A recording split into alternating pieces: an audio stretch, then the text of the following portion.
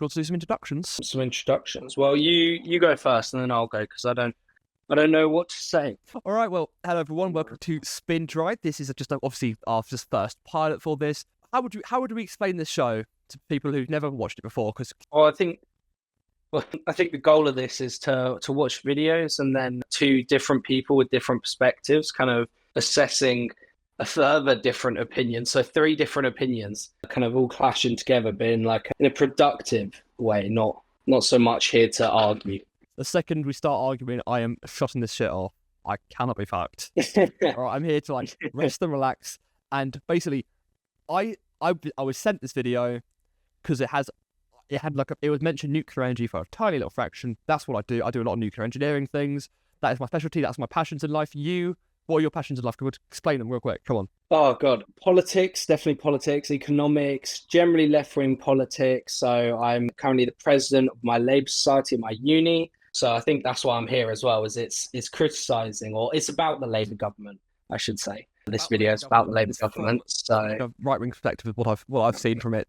I was going through it and I was like, there's quite a few things which I was very confused on. I also just wanted your takes on it as well as my own. Because I used to do a lot more politics stuff, and then I don't know how would I explain it. I sort of gave up on politics. Yeah, I mean, I definitely think there's a lot of people feeling the exact same way as you right now. But there's a lot of interesting topics, that's for sure. You kind of sent me the kind of outlines of the topics, so we've got a lot of interesting subjects here, basically.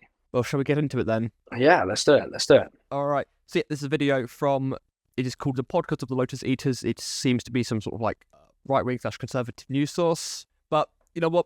I always enjoy to get as much different opinions as possible, because usually if you get three opinions together, well, that's the magic number. That's what we got. That's because every single thing they've always got a nugget of truth, and then that's always raveled in ideology, rhetoric, and just generalized opinions. If we could just boil it down to this core nuggets of truth, that's really what I'm interested for. Yeah, absolutely. Let's go on to what Labour are going to do to us, because most of it is going to be, of course, utterly terrible. Some of it... Oh, do you want to respond to that yet? Come on. Interesting start, I think. Sets out the opinions quite clearly. Very much. No, let's do it. Isn't bad, though. Okay, so recently, Labour set out their agenda in the King's speech. For anyone who doesn't know, the King is given a script to read by the current ruling government and says, my government will do this. And so 35 bills were announced. Why can't I pause it? That's actually quite interesting, because I've had to explain actually to quite a few of my friend relatives and stuff. It's not the king that gets to decide what to say. This is the king's politics, but it's not the king's politics. Keir Starmer goes, here you go, you're reading this. The current our ruling monarchs who under law at the moment, on paper, if he said, I want Keir Starmer's head off right now, it would happen. Well, it could happen. Yeah, technically. It definitely wouldn't, but I mean, the king could just go, I'm not doing this. And if he just said, I am reading this is all fucking nonsense or whatever, he could just not do it. And it's you know what?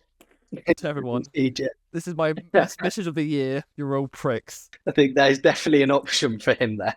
So yeah, he does have the final say, but he doesn't do anything. He always does. He will say whatever Keir Starmer / whoever is in power just says. Yeah. All right. That explains it. I haven't watched it because I don't really want to watch some old fucker. It's very, very long and boring and very poncy. A lot of nothingness. Kind of. You know what? I might watch this tonight. If I'm having struggle sleeping, that's it. I will chuck that on. Yeah. Like that. Absolutely. I don't want to be serenaded by the king to sleep. I don't think that's really the nicest things. Anyway, let's get back onto this. The King's speech, as the Telegraph points out, there are no clues about tax rises or spending cuts. Please, Ben. Didn't mention any numbers. No surprises, I beg. Interesting. Didn't mention any numbers about immigration either, but we'll get to that in a minute. Responsibility appears designed to draw more attention to the failures of Liz Truss than fixing problems that are going to come up again. Interesting. So what was... Wait, the failures of Liz Truss? But we had Rishi Sunak for what? How long was he in power before? Rishi Sunak, about 2 years, a bit less than 2 years. It would have been 2 years in October. So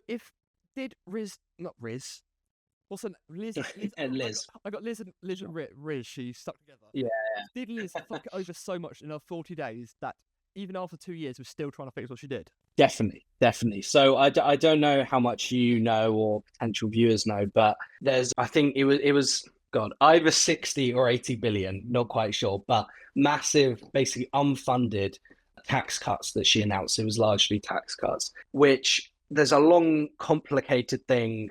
Being a bit of an economics nerd here, there's lots of forecasts and yada, yada, yada. But basically, we couldn't afford that. So our economy went. So yeah, there is definitely an issue now of we're looking at the budget going, we can't afford anything. But yeah, that is definitely kind of a consequence of that, combined with COVID, combined with cost of living. No one can really afford anything. And yet our country definitely needs money right now. And yeah, the thing that I was recently shocked at was the fact that we still haven't recovered from 2008. I keep on mentioning this all the time, but we haven't recovered from 2008. In what sense? Apparently, like something to do with, all right, your screen just got a smiley face for a second. That's very strange. Oh, is it working now? Yeah. No, it had like a little smiley, like a thumbs up whenever you drink your water. I think that's good. Right. You can at least know to be hydrated. But yeah, I think it was to do with the fact that something to do with like GDP, which I think, by the way, I think GDP shouldn't be something we focus on fully. I think focusing our entire economic input on just GDP is definitely, yeah. Yeah, there's a lot of interesting conversations actually happening at the moment, even like within my lectures and stuff at uni about do we need to rethink kind of GDP and this attitude of like we must achieve growth with it. Definitely. Maybe if it's something along the lines of maybe like this sort of new index where it takes in GDP, it takes in satisfaction for the people. Sort of like you're aware of ESG scores, yes, for companies? Yeah. Score for the country, sort of something like that. Yeah, absolutely. Yeah. Or it's very similar to that. I think one proposed idea is like basically just a quality of life index, and the goal is to have the highest quality of life index. You know, I think that makes sense. That would be very important. Yeah. Absent, I think, was interesting was votes for 16-year-olds. Now, I think much has been made of the Zoomers going based. If you look at the actual break, I've not heard this. Yeah, so part of his manifesto was votes for 16-year-olds, announced quite early on in his campaign. I think it's not coming up at the moment because it's one of those things you can talk about later on, you know. So there's this idea, I want to say Ken Clark, but it is Ken Clark actually. So he said that basically you need to start doing the biggest things early on, because you've got 5 years, but a lot of this stuff takes 5 years to come into effect. Yes. So you can't do the little things early and the big things late, because then no one will vote. Do you know what I mean? Like, so if you're trying to turn around the economy, you can't leave that to the last minute because it won't have turned around enough by then for people to support it. So stuff like the little things like 16-year-olds' right to vote, that can be done in like a year. You know, this isn't needs to be there 5 years before an election to have an impact kind of thing. I want to talk on 16-year-old vote thing. It seems like every single country that ever mentions this, they only ever say it from like, the left-wing perspective. I think that's due to probably there's some sort of bias where left-wing kids are more likely to be left-wing, which is what the Zoomers going base, which I don't. Yeah, I've not heard of that. I haven't witnessed that really. To be fair, you know. And also, my main thing is I'm very much against 16-year-olds voting. That's my only thing is I remember me when I was 16. Are you? I remember when I was 16. I was a prick then. I'm a prick now. I don't think I should be able to vote now, honestly. I think for me, I think there are arguments to be heard for why 16-year-olds shouldn't have the vote, but comes down to I think all of those arguments could be applied to 18-year-olds. And we have lots of laws about, 16-year-olds, they can get married, they can consent, they can, they could be signed up to the military, all of this stuff, and yet they're not allowed a say on that. That does baffle me a bit. Yes, I remember saying, I must have been speaking with my father, must have been a while ago, or just must have been like sixth form when I was about 16. I still have to pay tax. Yes, it's only VAT tax and the occasional bit from my wages as in a cafe. Yeah. And yet, no, the whole thing in the American Civil War was taxation without representation. Yeah.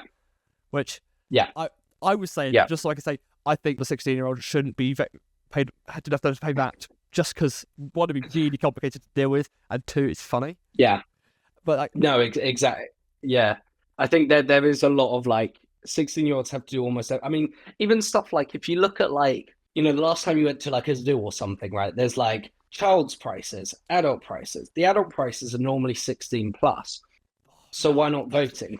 It depends on like. I think it depends on the economy. If the economy goes to shit, like an adult's ticket is like above 9 years old. Honestly, if the business is doing well, there's some truth in that. Yeah, if the business is doing well, they will keep the age high. If the business is doing shit, they will do anything to get a singular penny out of you. There's some truth in that, definitely. I do think hopefully soon enough we'll be able to like. I personally want things raised, like obviously age of consent and also join the military. I would want that raised to at least 18. Ideally, I think a good fairground would be. Now, I know it's been quite draconian. I don't think any other country, but I think 25 is a good metric. You know what I mean? That's 25, really. That's when your brain stops developing. So, like, would you want someone with an undeveloped brain to be voting? Like, that sounds. If you're just saying it that way, it just doesn't sound right. Well, I guess you know, there was Reform got quite a large percentage of the vote. I think you know, if we're talking about undeveloped brains, should we allow them as politicians? I refuse. I'm not letting a singular person not be allowed to vote because of their like any. Exactly. Well, I think that's kind of the actual thing, right? Is if we say, oh, you know, but they're not mentally sound enough. We don't do IQ tests on people to vote. You know, we don't go, how much knowledge do you have on our current political system, on the current political party that you're voting for? We don't quiz people on like, are you intelligent enough, basically? And yeah, we go, yeah, but you're under a certain age, so you can't be intelligent enough.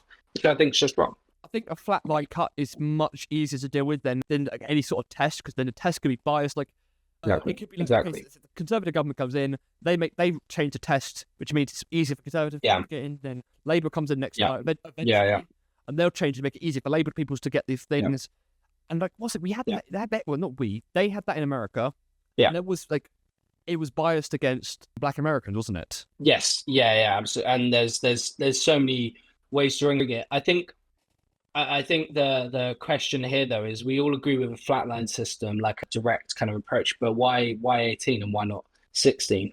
Why not 25? Come on.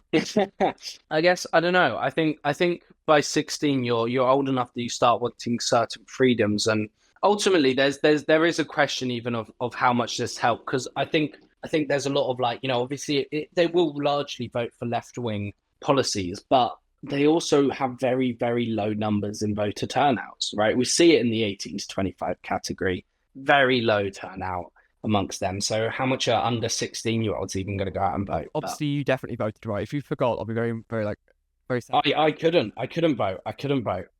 Yeah, so I got a job opportunity last minute in rural Wales, and I'm from Brighton.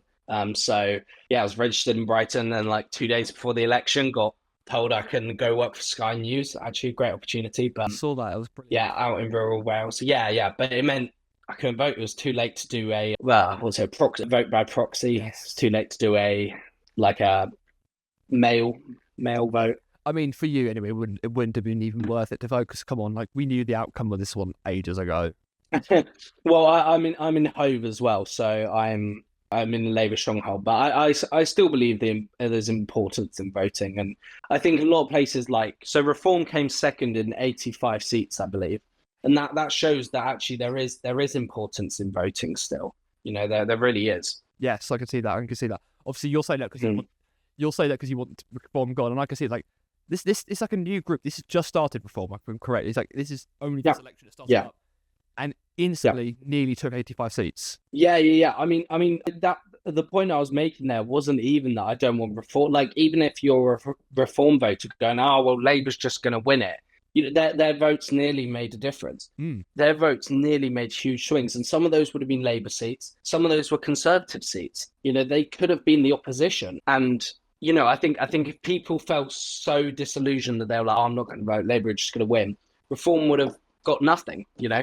So it's huge. I still believe voting works. I think a lot of issues with our system, but I do believe voting works still. I think if you vote more like third parties, that is probably better, because Keir Starmer is going to look and go like, all right, he can look at the stats and go, okay, Reform, what are their key things that they care about? That's more important, because like Tories, Conservatives and Labour, what do they stand for? They stand for so many different things. So if you voted, you probably only vote for it for like one or two key policy points or whatever. It's so hard to pass that out unless you're doing like YouGov polls 24/7. Yeah, and they're definitely doing a lot of YouGov polls, but a lot of it is on like likability of the government, not their policies. But it definitely determines it. So for a good example, right, is Brighton, we have a Green MP. Yes. Now the Labour candidate was the greenest Labour candidate I've ever seen, because they know that in order to win votes, they have to be green. So that's how you push these main parties into believing what you want, is voting for what you want. Yeah.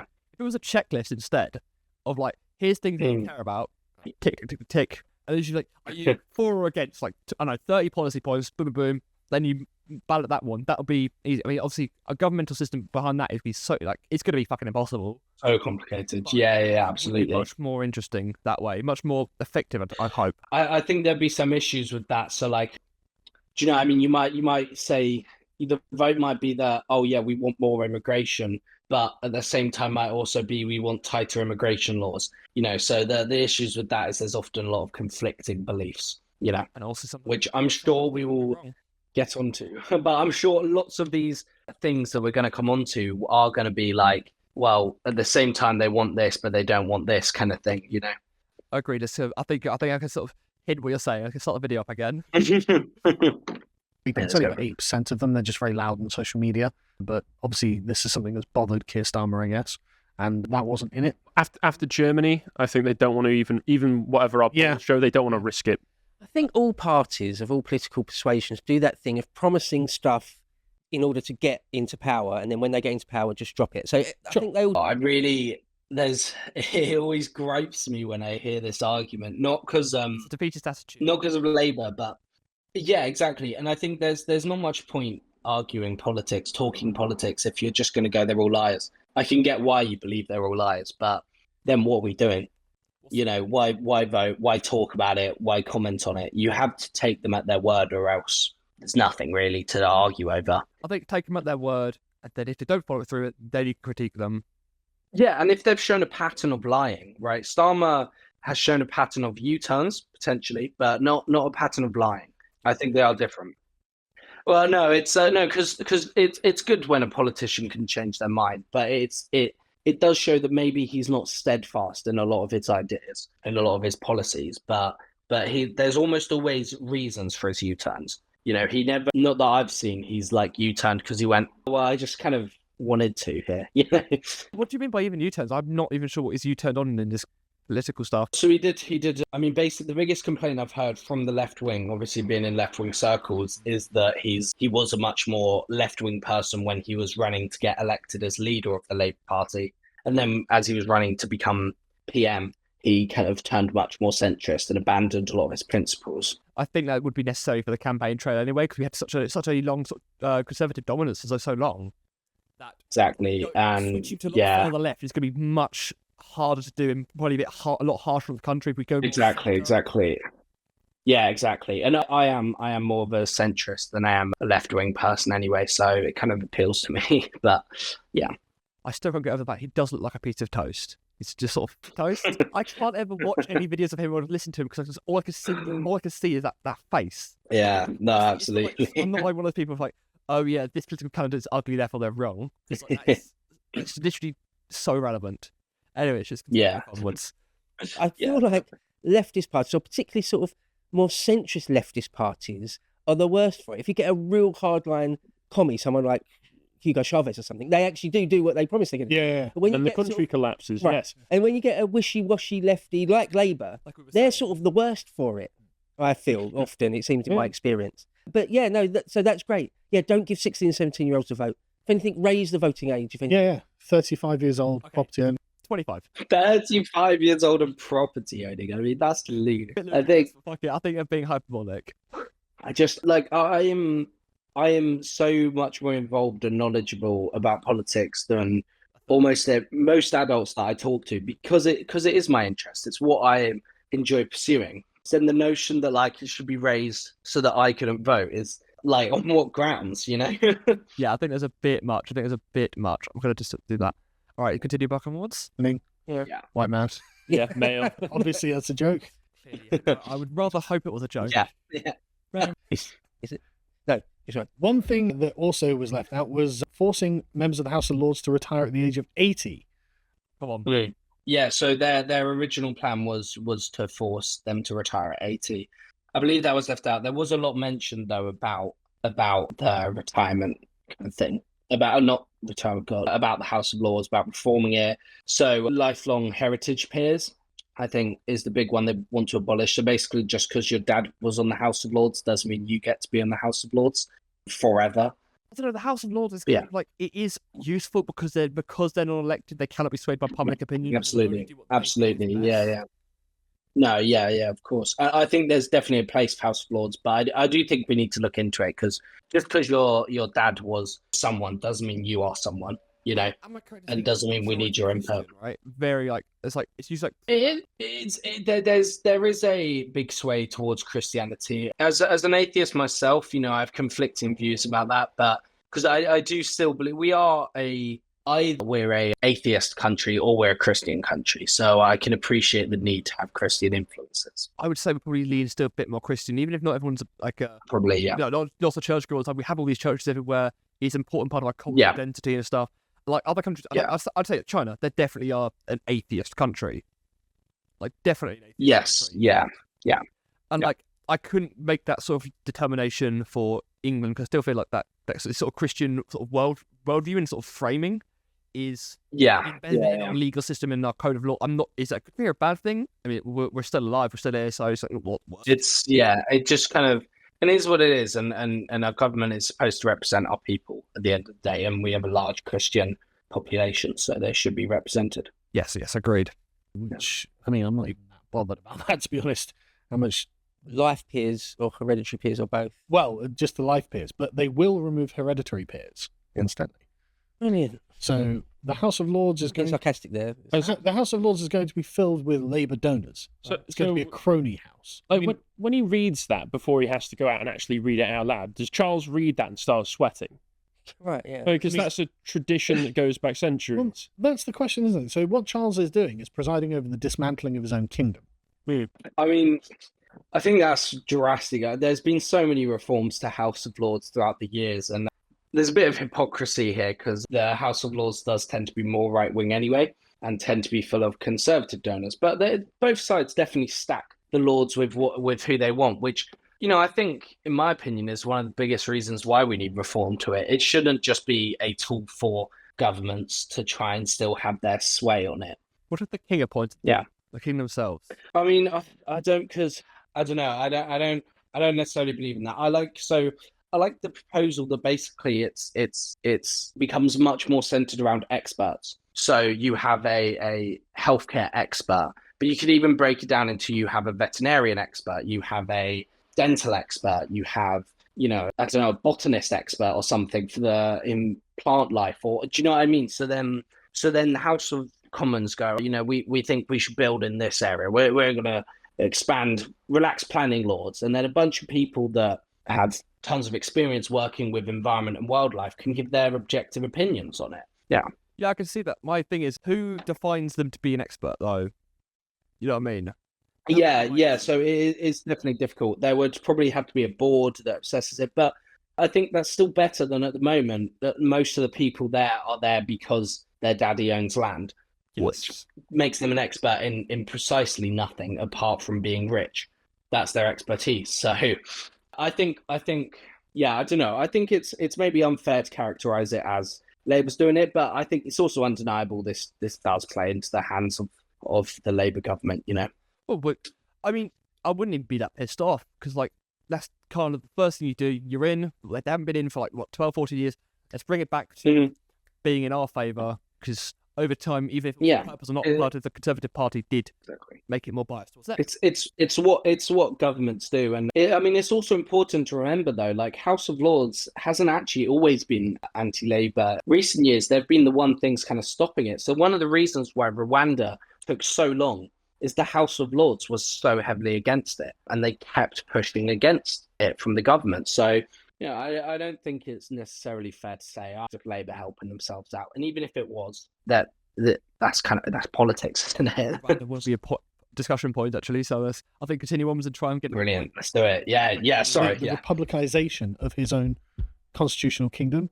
And so right, there's something quite dark about it, really, that he's got no choice but to do this, or feels he has no choice. I mean, technically, he has actually got all the power. He could do whatever he wanted. Here's the thing I'll say about hereditary peers that perhaps Americans don't know, or other countries in the world don't have such a thing. Okay, sort of when you look at it objectively, it is inherently unfair.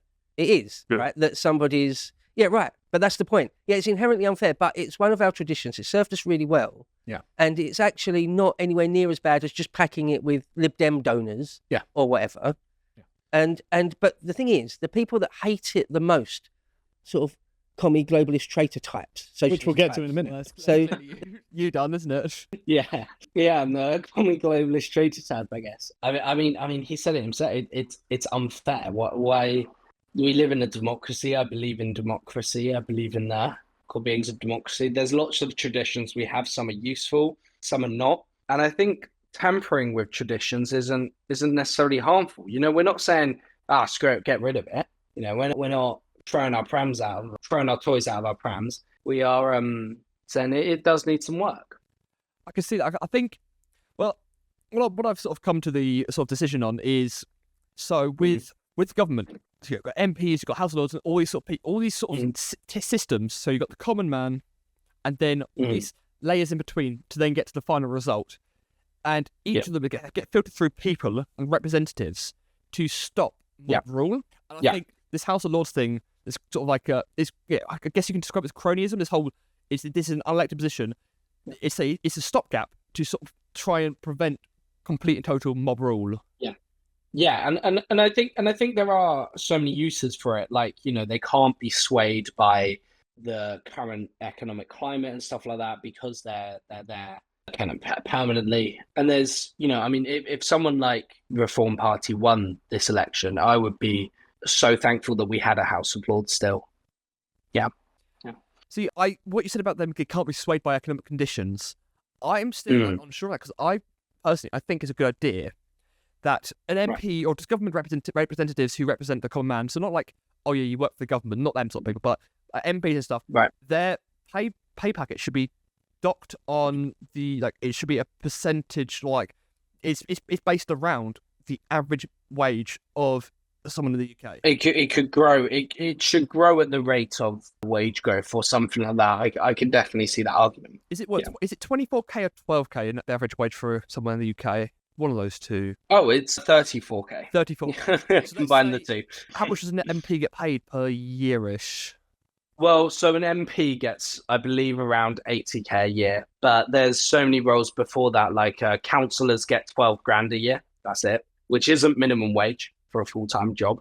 That's important to note. But the MPs get a lot, definitely. So what if we would say something like, an MP gets paid 3 times the average wage for someone in the UK. They would work harder to try and increase those living conditions. Increase the average wage. Yeah, I can 100% see the argument. They earn for the average man, they get £3 out of it. Yeah. They're incentivized to do it.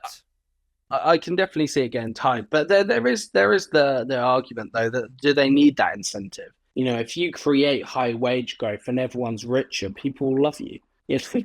and there is maybe the issue of, what if they're damaging the long-term economics for short-term boosts in wage growth because they know they're only going to be an MP for the next 5 years, or, you know, so they just want to boost up their salary for a couple of years and then they'll dip, you know.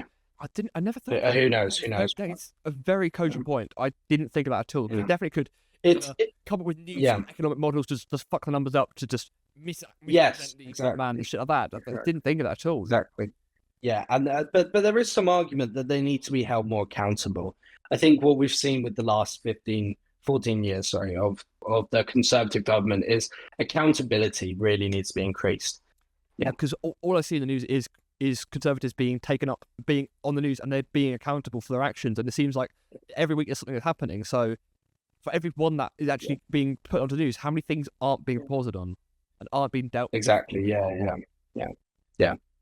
The thing is, it's like, not that I love the concept of hereditary peerage, it's that all the worst people despise it more. Yeah, and on that same note, it's not that replacing it with only people who've been granted peerages by by Starmer or whoever is going to be a more fair system. Like you mentioned, it'll just mean that it will fill up instead with people who can afford to give the most money to Labour, which is also unfair to the little man if you're really concerned about Mr. Little over here. If that's true, then I agree, but I just think they're a bit too pessimistic on it.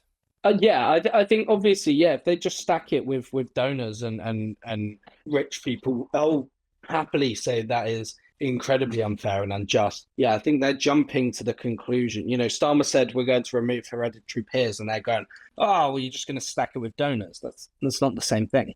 And they're not going to like, okay, you're a hereditary peer, so you're out. It's not like, it's going to be like, all right, so from here on onwards, it's not going to happen. It's not like you are a hereditary peer right now, so you're fucked off. Exactly. No, it's the, your kid isn't just going to be able to get this. So how many will be even able to replace in that time, in these 5 years? Because they go, how many?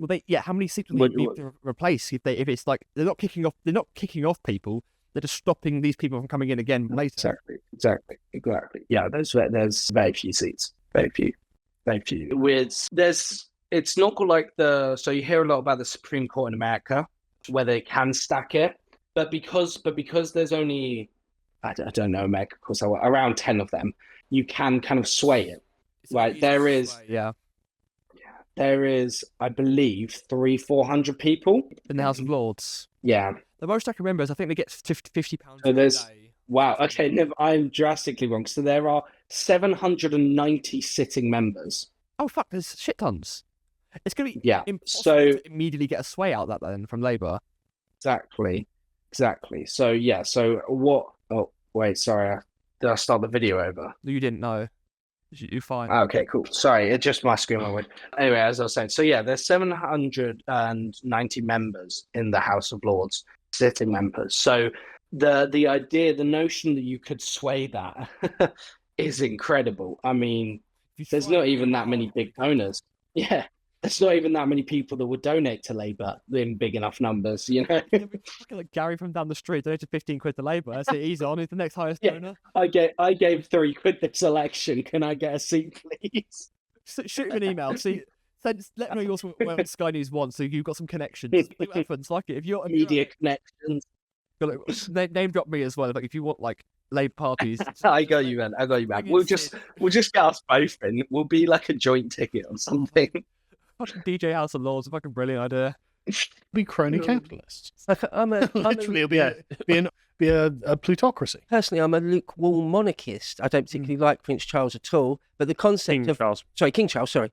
Yeah. But the concept of monarchy, I've done so much content about the monarchy. I'm fascinated by it. It's a really important part of our history and heritage. We're a constitutional monarchy, so it's not like the monarch really has anything to do with the levers of power or anything. But the fact that people like Clive Lewis. Well, I was going to bring Clive Lewis. No idea, actually. Not aware. I think you're going to bring him up, so I think we'll find out. Yeah. Want to annihilate it? Well, then I'm for it. Then. Yeah, exactly. I'm totally for it. And what the reason? They are just saying this. Oh yeah, I'm mildly pro-monarchy, but just because left-wing people don't like it, therefore I love it. Like, come on. Just be more friends. Yeah. Please be more friends. Yeah, exactly. All your opinions. Like, I think this kind of demonstrates. So, like, what we're trying to do here, right, is work together, agree on points, find middle ground, right? And literally, what they're saying here is well, someone who I disagree with in other areas likes this or hates this, therefore I'm going to love it. Yeah, that's the opposite of middle ground. That's not how things be done. It's like I like this, and you hate this, therefore, like, rah. Like, we disagree on things and come to. Yep. Or even just like, hey, here's why I'm mildly pro this. Here's what I'm thinking. Chat with them, and then try and sort of form a dialogue instead of, all right, well, you're angry, so therefore I'm going to get even angrier back on the opposite opinion. It's not going to work. It's not going to help in any way, shape, or form. Exactly.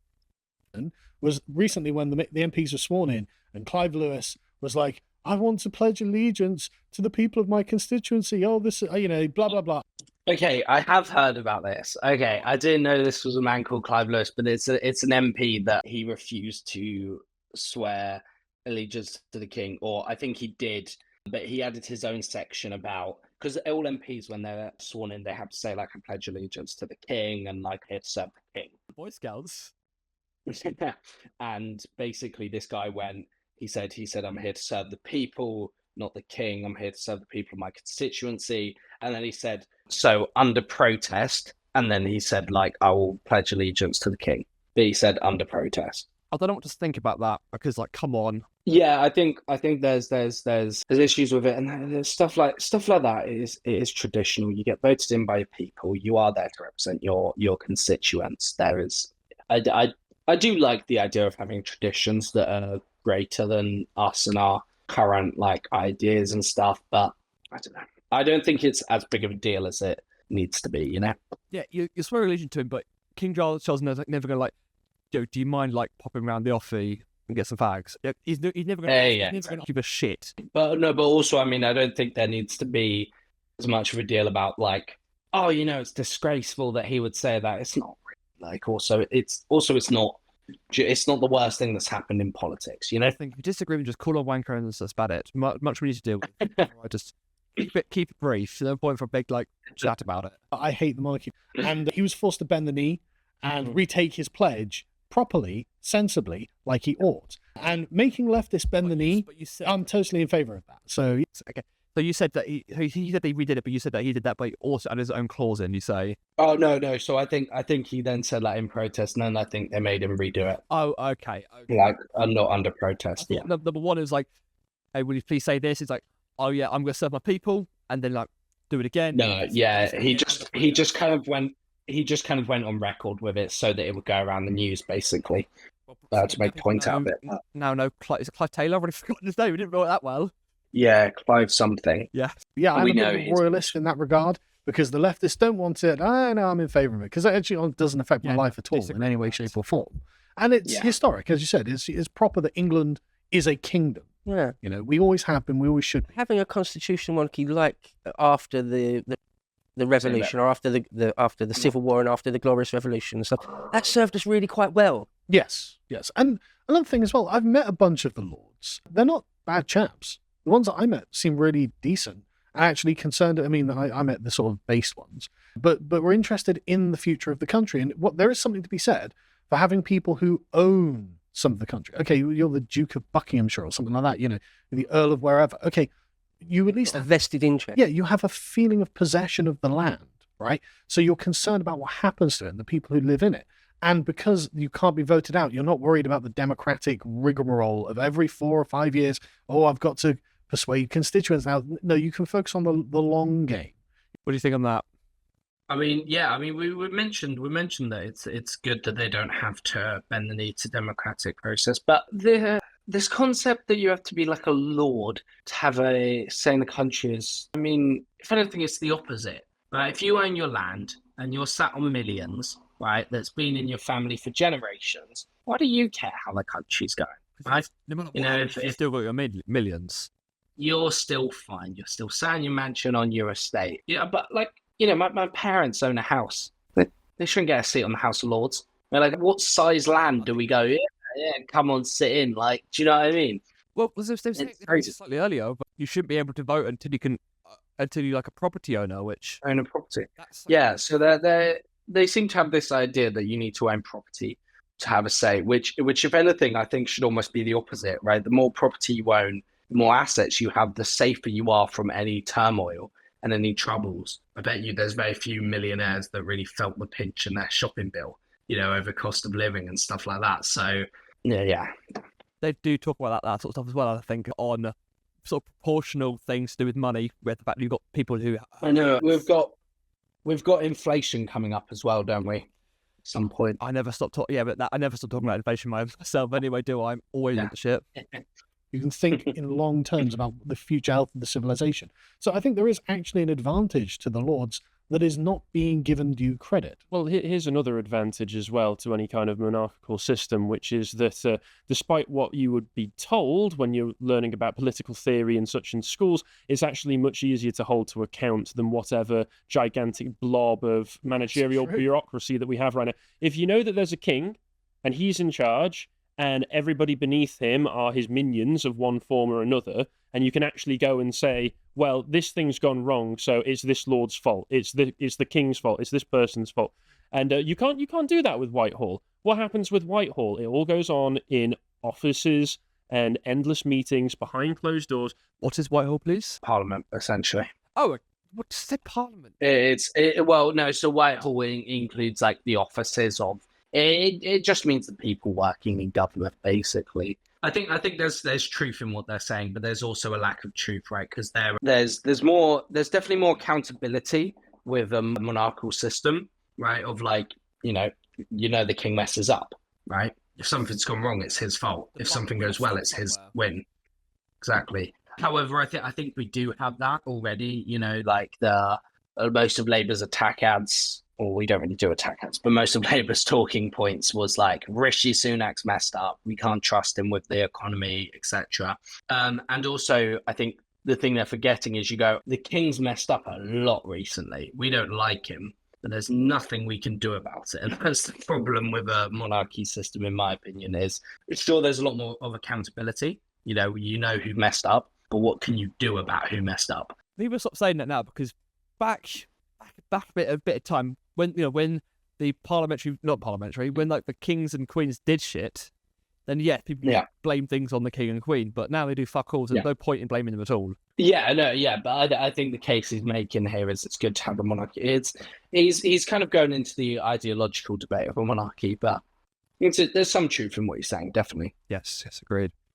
That we have absolutely no control over. They would like you to believe that we do because we have the democratic system, whereas that's a smokescreen. Now that's a great point. You can at least name the person in charge, right? This is the problem with the EU bureaucracy.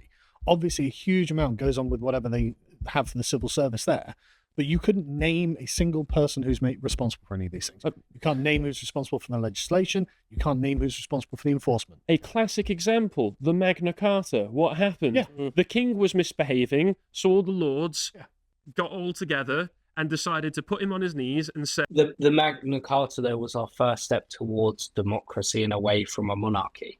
I think they were saying that first step was enough. I think that's what they're trying to say. But they're using it as an example of how you can hold monarchies accountable.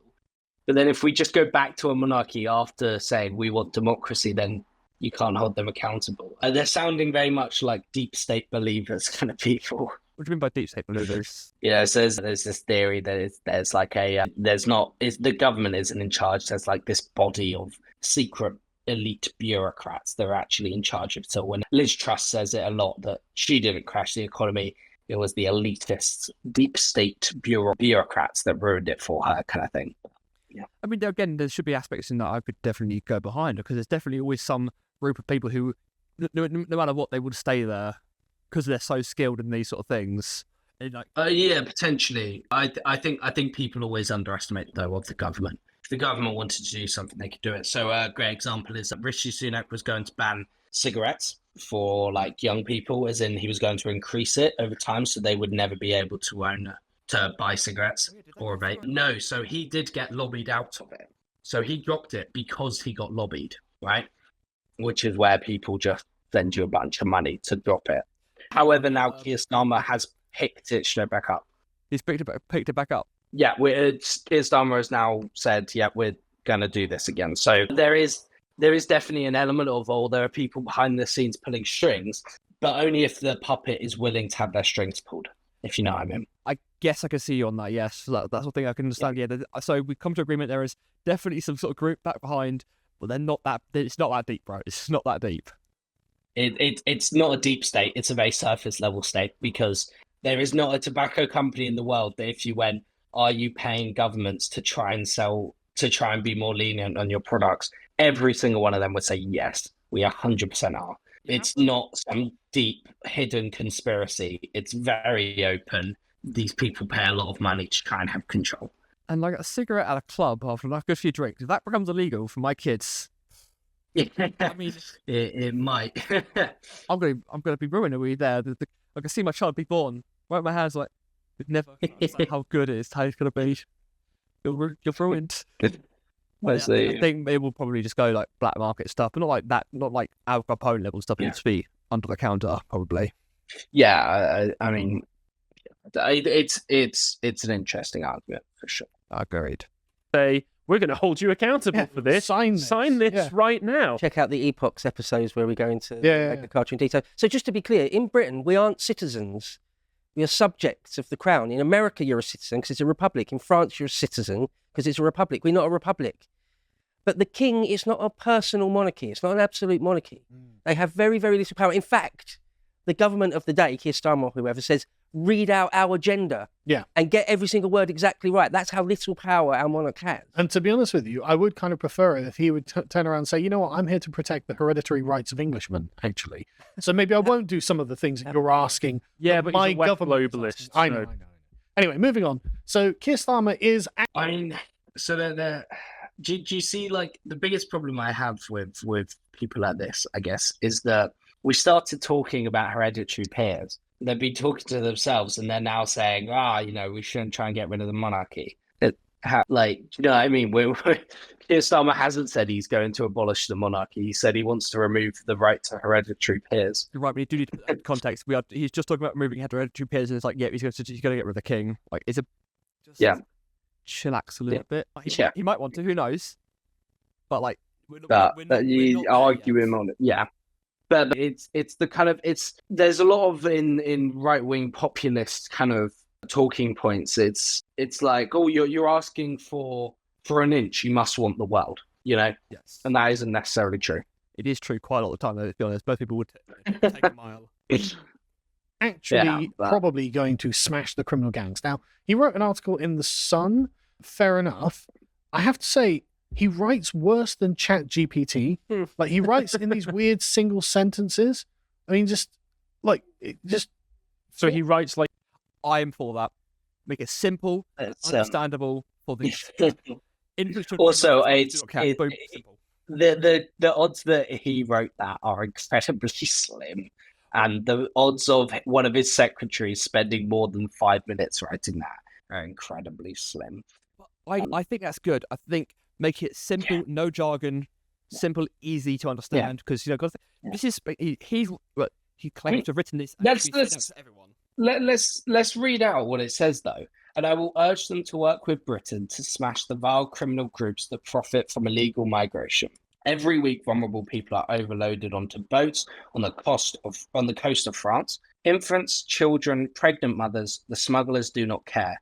They're making a fortune breaching our borders. I think, it does a little bit, but it's a short segment going, this is what I want to do, this is why. It's not a gather round and hear, you know. It's not getting into the deep metaphysical things of, shall we get rid of, like, I'm pretty confident he's already written a book if you want to, read his writing style in bigger context. You are sponsored by Keir Starmer, 20% copies. We are also sponsored by Big Tobacco as well, also here. Marlboro's.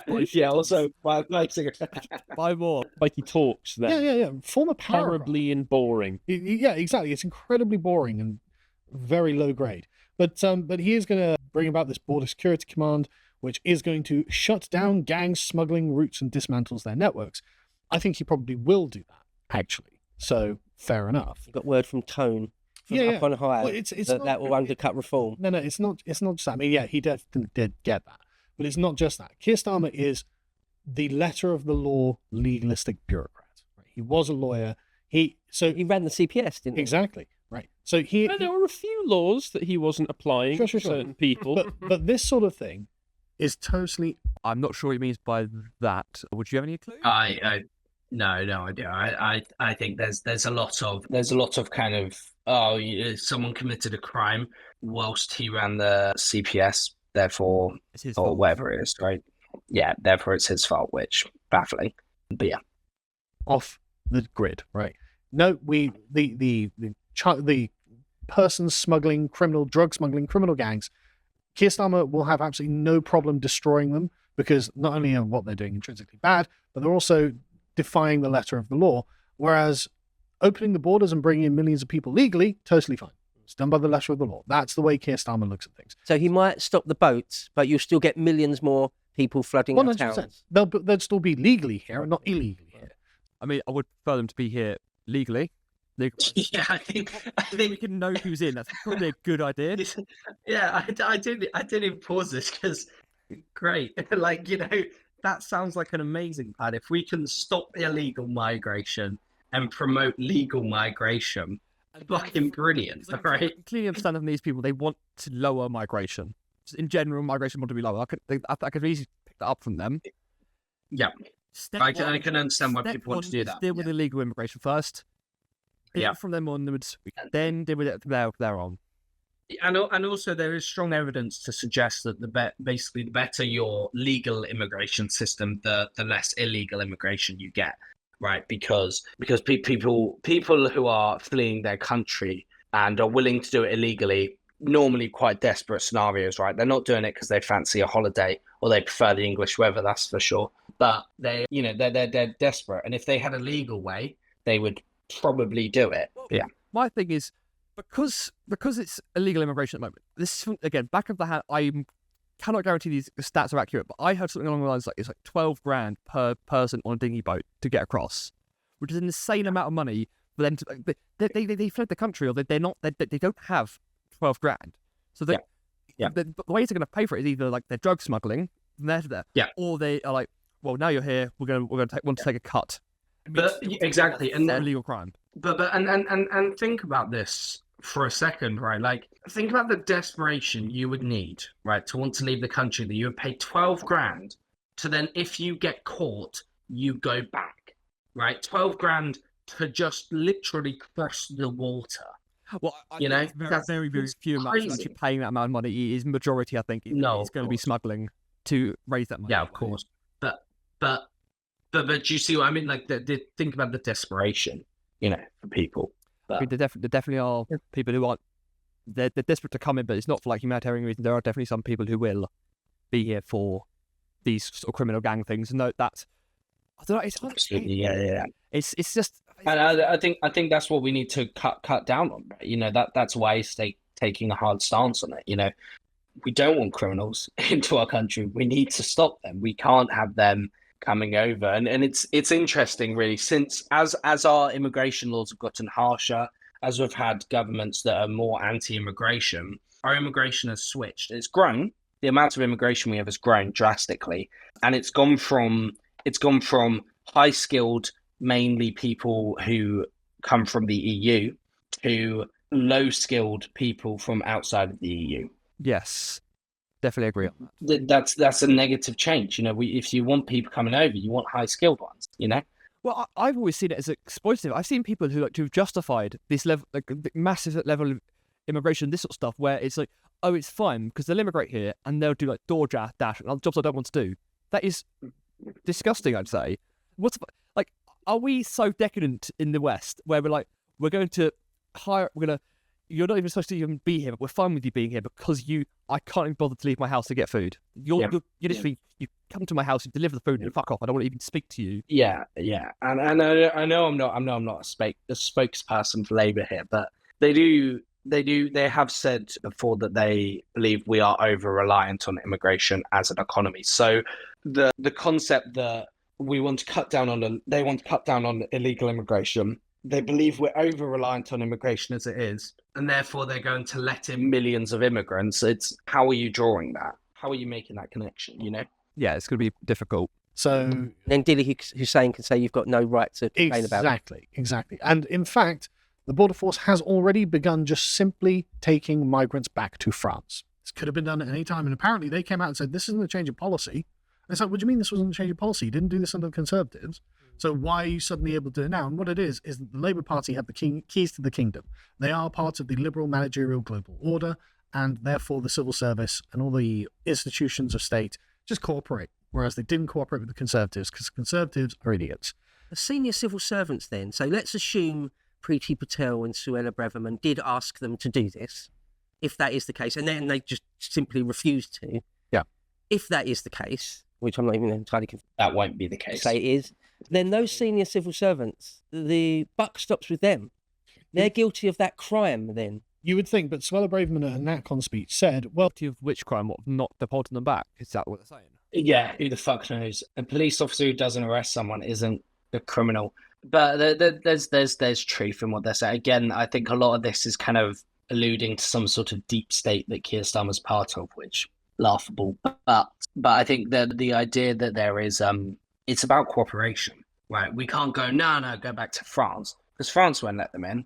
unless they believe we're willing to cooperate. What happens Right? is So we- it's we- diplomacy. We return them to France and then pay France to not send them back again. Well, there's levels of diplomacy, and right now the French want to be friends with Keir Starmer, definitely. Yes, for sure, I could see that definitely in the part. Whereas the last government, we did Brexit. No one in Europe wanted to be friends with us, and yeah, definitely. Well, the thing, because from what I hear in my French political news circle, there's been a lot of talk for about the past 15 years about Brexit, about French exit. Yeah. They've been talking about it a lot. So I was sort of confused as why they weren't more cooperative with the sort of Brexit thing, giving them really good deals and all that sort of stuff. Because I think while there is still a lot of talk about it, the majority of people don't want it, and especially the majority of people in government. And I mean that's probably the biggest reason why Brexit tore our politics apart so much, was that the majority of politicians didn't want it. I think it would probably be even higher now, because at the moment we've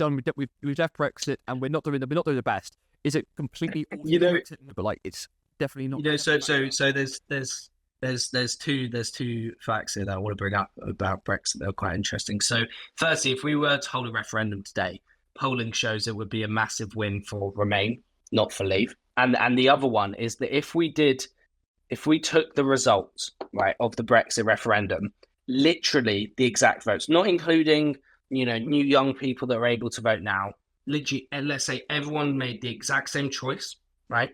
Just based off the amount of people that have died since then, the vote would be Remain. Just based off people that are no longer alive. Okay. Literally, if everyone voted the same. So that is really interesting, I think, because everyone goes, oh, well, we voted for it as a country. But would we vote for it now as a country? Well, my whole thing about, because you're over 65, you shouldn't be able to vote. Like those people, they're the ones who've lived with the EU for a while. They're the people who I think they've got more of a knowledge on it. Does it affect the younger voters more? Yes, but they don't know as much as that's why it's like. It's why we're voting. I don't think I'm not saying that to disrespect like older people's votes and stuff. I'm saying that just as when people say, oh, but the country wants this, do they? The country now doesn't, largely. Yes. But I'm not necessarily for going back into the EU. It's just interesting. There's massive rhetoric that, well, we voted for it. Conversation over. We've made a bid. Please let's give it a couple of years, lie in it, see what happens, see if we can bounce back. If we keep on getting worse and worse and worse, like next 15 years, then maybe I think we can open the dialogue up again. The thing is, I don't want to go into a whole EU debate, mainly because I'm very pro-Remain, but I just think it's interesting because anyway, the point about this was we are a government, that Labour is a government now that wants to work more with Europe, and that does mean it's easier to send immigrants back to Europe. There's quid pro quo with everything. Going, let's not work with Europe is a stupid idea because they're literally right there. Exactly. They are our closest allies. What we're going to do is say, let's ignore like the entirety of the European Union and instead let's go for like America or Greenland. Let's go really far away. It's just not going to be effective. Yep, 100%. Whether we're in the EU, it's understandable. Yeah. Well, everyone's blaming the blob or the institutions, and that's not really true. I was prevented from doing my job by Sunak.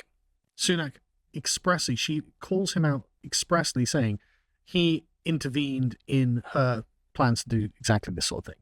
So, no, it was the traitorous nature of the Conservative Party that got in the way. Well, isn't it that senior civil servants can only be removed by the Prime Minister? Yes. Yeah, so Sunak refused to do that. Sunak was the person blocking it. She called him out by name. She said, look, the institutions were, of course, against us, but we were the government. We could have done something if we wanted. Sunak expressly Who were they saying this? Sorry, said this. Was it Suella Braverman? Either that or Priti Patel, one of the two. I can't remember now. Oh, okay. Cool. So She remained Home Secretary for months under him, though. Yeah. Priti Patel one. At least she ended up calling out like eventually. resign out of protest. Yeah, and I think this immigration isn't an easy fix. I don't believe it's some conspiracy that Conservatives are forcing it, but I think it'd be foolish to say that it wasn't like it was a tool that they used. The fact that there was small boat immigration, it was a tool they used to win elections. Yeah, definitely. Well, I saw a boat myself, because I used to work right on the coast. I used to see the occasional boat, and I used to see the.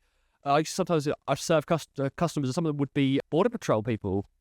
They'd be out there. Right. Yeah. Dealing with that sort of stuff. So I was able to see it, but I think very, very few people, especially very few Conservative voters, actually saw the effects or this is actually in person. Yeah, no, exactly. It's still a minute amount of people. I mean, I remember when the day Boris Johnson declared a national emergency because 600 people had entered our country. 600. 600. We are a country of 66 million people, and 600 people came in, and you went, we're being flooded. Again, I think this sort of calling an emergency is a kind of, it's a political point. It's there to bring down press. It's there to win votes, yeah. But I'm looking here, just did the math. If you times that by 365, that number was the same for years. That's 200,000 people per year.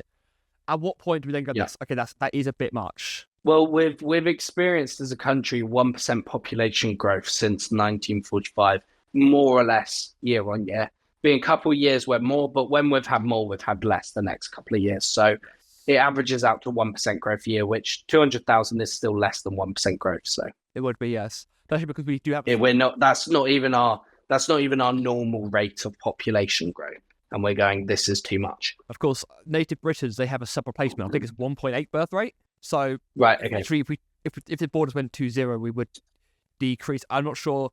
Maybe if decreasing it might help because the whole thing of like, what's it? No. Like, so go on, you guys. No, so I was just going to say we've developed on 1% of land. 1% of land is built on in the UK, but this idea that we're suffocating and overcrowded is ludicrous. Housing is also brought up. Actually, I think we should go into that. Yes, hopefully, yeah. I can't remember the order of this thing. Watched it a while ago. But yeah, so right. I still love her speech, which was, but I get sub. I suck. I failed. Support me. Yeah, that was the speech in sum. She is unfortunately the best the Conservatives have. But I met her as well at NatCon. She seemed like a really nice person. She does seem on side. She's just a part of the system, right? So she's operating within those limits. But yeah, so 70 migrants were caught crossing one day. So Border Force just returned to France. Shows it is possible. We should just. Wait, so it says 70 were caught, but it says here on the front that they only returned 13 people. Yeah. Because people have the right to claim asylum. They have the right to claim asylum, and then we process them. I would think it's like you were like a criminal. They have no grounds to claim for asylum or whatever. So a lot of this rhetoric, right? Illegal immigration. I mean, even the words illegal immigration annoys me. There is no illegal way of entering a country. I could get on my paddleboard and I could paddle to France right now, show them my passport if I get stopped and go, yeah, see, I'm all good, right? I could then walk up to a proper place and go, yeah, I'm good, right? There is no illegal way to enter a country, right? I think I don't. There's illegality in whether you can stay, whether you have the right to be in that country. But the act of entering the country isn't the crime, and especially with asylum. That's the whole reason we have asylum laws, is people can come here, they can go, I want to claim asylum, and then we go, okay, we're going to hear your case out, review it. I mean, so I think granting asylum is one of the key tenets that we should always maintain, because if people need it, then we'll be good. Like, I always go back to World War II. There was a massive outcry for people trying to immigrate here, and we did say no to quite a few. We did let a lot of people in, but we didn't. We said no to a lot of people that in hindsight, we should have let in as help. Yeah, and this is like basic human decency. Britain is built on respect and decency and politeness and doing the honourable thing. Yes. I think housing people that are fleeing from tyranny is an honourable thing. It would definitely be an honourable thing. I think it would be a shame to the country if we just stopped all asylum sort of stuff. Exactly. Yeah. Be doing that intrinsically, obviously. But anyway, thousands of prisoners are going to be released. So no. Oh, by the way, on this, no word of what they're actually going to do with the illegals that have already come across under the Conservative tenure. There have been rumours and mutterings of, well, we're going to get them processed as soon as possible. What that probably means is just letting them out, just letting them go, just giving them rights to stay. Stamp. That is just it's just the least corporate, least worst faith. Yeah, that's it. Thank you. Is the worst faith argument I've ever heard. They want to speed it up because we have a backlog. So, a big backlog, but I know it's fucking huge. If you work in a cafe, right, you've got a huge queue. You're not just going to start chucking random coffees at people and go, there you go, there you'll have that. I have been. But you can be like, all right, we're going to take steps. Yeah. But you can be like, right, we're going to take steps to try and reduce this backlog. Right? That doesn't mean I'm just going to stop serving customers and tell them to like piss off. You know? Again, very tempted very often. Of course. Stamp. was going to get them all stamped here, and then because they've abandoned the Rwanda plan, which was stupid anyway. Agreed. Yeah, I don't know if they're saying Rwanda was stupid or abandoning it was stupid. I think they're saying that the Rwanda plan was stupid itself. Good. Great. Hey, middle ground. We found agreement. Big graphic saying, "Yay, we fucking win. We win." But that means We're not getting our money back on Yeah, that can we get a one. rebate from the Rwanda Nope. government? No. No, incidentally, Sunak gave £490 million to Macron over this, and Macron just let them keep coming. We gave 250 million, something like that, to Rwanda. We're not going to get a refund for that. And The government just ask for refunds. Yeah, we can. Very. I assume it's very rare they actually get it because usually it's like, yeah, thanks for the money. We're not immediately. We're not getting a refund. And I mean, relations with Rwanda have massively broken down because it is important to know actually that probably one of the bad things that Starmer did do about scrapping the Rwanda plan is the Rwandan government found out this plan was scrapped through English like newspapers. So they openly tell you when There was you're out of a no job, mate. yeah. Fuck. Yeah, literally, yeah. There was no like, right, we're stopping, like, call to them, we're stopping this or anything. Almost 30-day grace or something like that. Just deal with it so lean. Well, not even a 30-day grace, but they could at least give them a courtesy call and explain why or something, you know? Yeah, Anyway. I think it's a bit of a dick move. Very much so. Definitely. Starmer just comes in and just like, right, no, they're just going to go back. Okay, fine, at least that can be done. One French cop stabbed one dinghy one time. Yeah. Popping it. That cost us 400 odd million pounds, did it? Yeah, so this is the fast track plans to allow No, how did this? 90,000 migrants planned for deportation to Rwanda to claim asylum in the UK. Of course they are. Of course they are. No, okay. Fast track plans to they're allowing them to claim asylum, but there's still a Yeah. process, so it's not going to instantly let Yeah. them in. Will it probably let in a higher amount of numbers? Probably, because I think Probably. they wouldn't allow 90,000 like criminals of criminal gangs to join. Exactly. It's not Exactly. And it's important to know. I mean, like, Rwanda sent one person. Like, it wasn't a thing that we used to get rid of people. It sent one person, and it cost us £300 million. Jesus. You know, so it wasn't working. Not. Anyway, yeah, let's give our halftime thoughts. So, what do you think? I feel like I've been speaking a lot. So, I wanted you to speak more because I feel like I'm feeling a bit like, how do I say it, sort of like a bit of trepidation coming forward with things because there's quite a lot of things that I do agree upon, and I feel like I'm feeling bad for agreeing with quite a few of the things, but everything's always. Don't feel bad for agreeing. Everything that they're saying always has a nugget of truth to this, and Of course, I think of course. it's important to get those little nuggets of truth. Say, I agree on this, but then when they're so defeatist, Yeah. which I feel like I fall into defeatism quite often. You've always called me on this on my defeatism. Like, I think I do need a bit more optimism. That's why I need to keep you around. All right, keep you around. I think it's not even whether it's defeatism or optimism, but I think that there has to be a level of good faith in arguments. You have to assume somebody is going to do the right thing, you know. If you don't know what they're going to do, exactly. Like, so I think these guys are very bad faith with the government, but there's truth in some of the stuff they say. I can understand. Yeah. I can understand it too. Yeah, I can absolutely. understand there being bad faith because it seems that a lot of the issues No, that they're yeah. pulling up hasn't been dealt with properly. No, yeah, and I can get why after 14 years of the last lot dicking around, not taking it very seriously at all. You want to just assume the government's just a waste of time and a waste of money and a waste of space. So, but yeah, I want to say they're clearly conservatives. These people, right? Clearly conservatives. The last 14 years, 14 or 20 years, or whatever, of conservative leadership, and they haven't. The conservative leadership have had these issues on the dock for the entire time. Yeah, and they haven't been dealt with properly. They've been. I mean, what's interesting is they seem quite damning of the Conservatives. I think they've given up on the Conservative Party. I think they're probably like, I would assume they're more reform voters, I'd say. Yeah, that's what I was going to say. Is I think they're reform more than Conservative now, anyway. And I see in the media all this thing about reform. There's sort of low IQ yokels and stuff. I think even we perpetuated that a little bit earlier.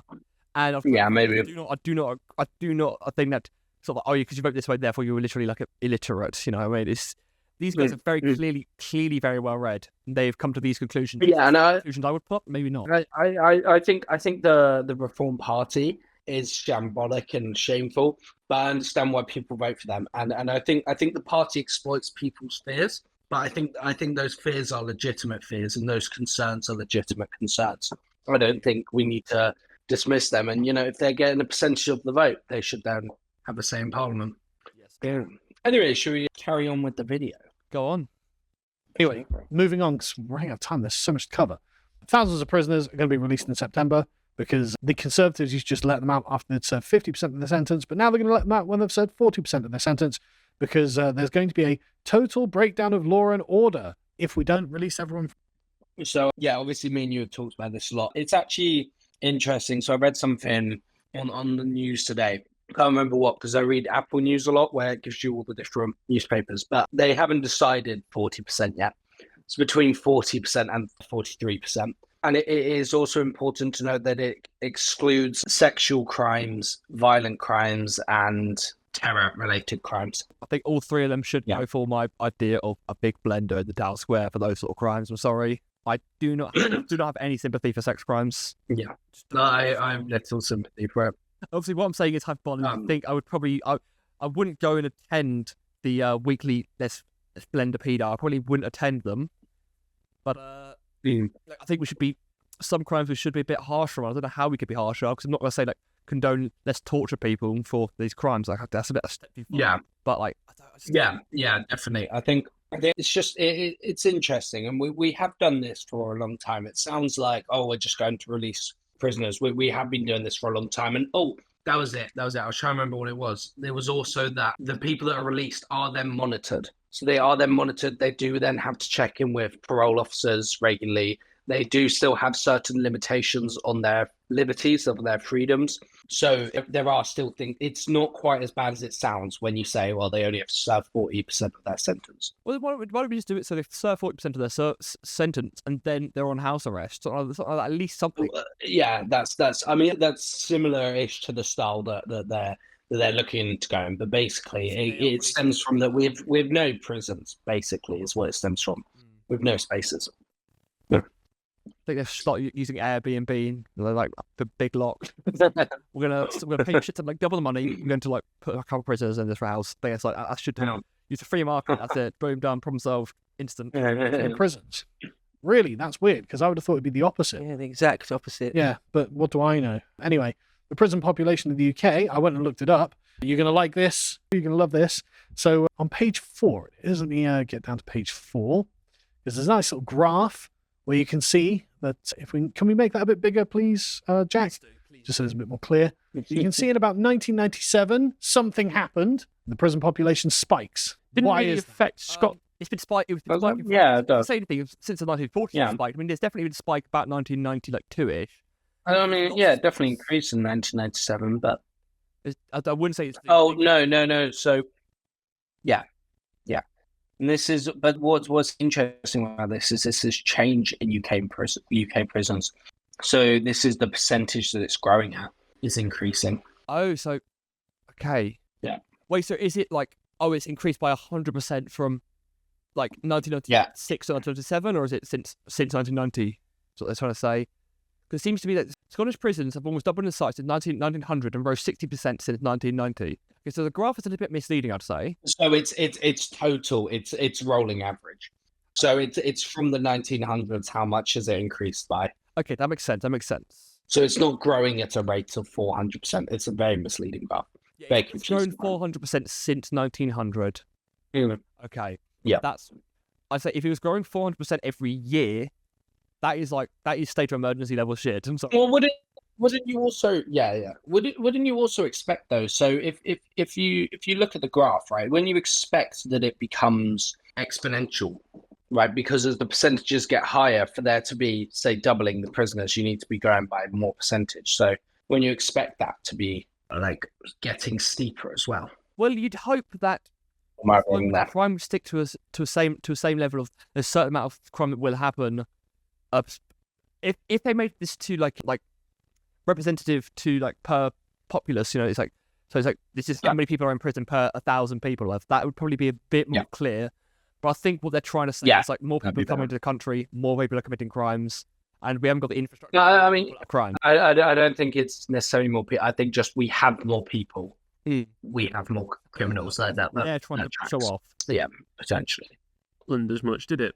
No, but it still went up. It still went up, but in England and Wales, though, in the late 90s, something happened. Must have been those some Labour MPs did something. Yeah. No, I think it must have been those Labour tough on crime policies. But, that must have been it. Quite possibly, but we do have the numbers. Foreign nationals make up 12% of the prison population. Does that mean they're like?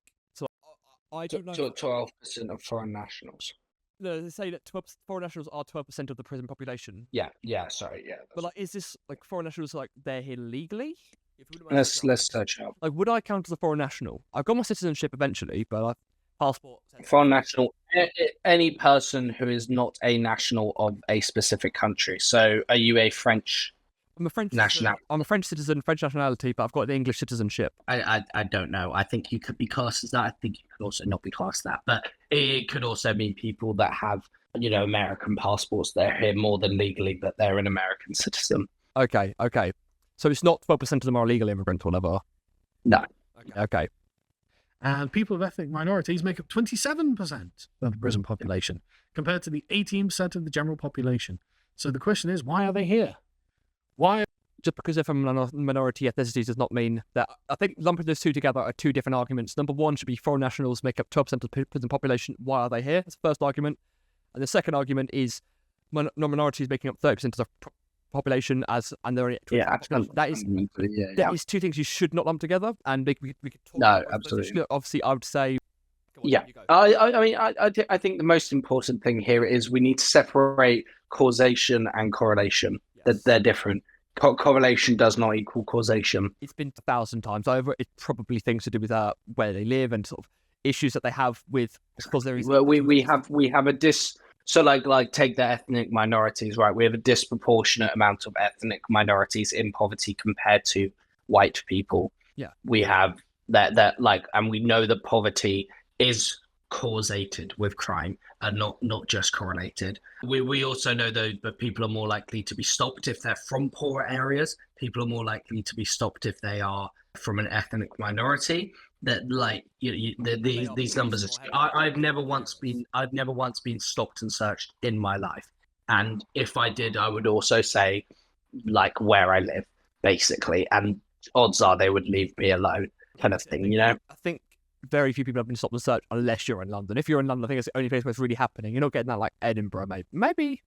No, well, yeah, and I think the point is though that they patrol areas from poorer backgrounds with higher ethnic minorities. They catch more crimes. It's the whole thing. And it makes sense for the police people to do it, because if these areas are with more poorer people who are more likely to commit crimes, having people there, but it does sort of compound on that issue of these poorer people being but I think it's just really important that immediately, I mean, from my perspective anyway, and I hope your perspective as well, that we're ruling out the notion that like ethnic minorities are more violent inherently. Jesus Christ, no. Jesus. Good. Yeah, I just, you have to check nowadays, don't you? I don't think you have to check that. I think if we have to start checking that. No, I knew you. Yeah, but definitely, I want to make it clear for the internet, the world. Yes, big friends with like minorities, man. Pretty sure with them. Fucking like love it, man.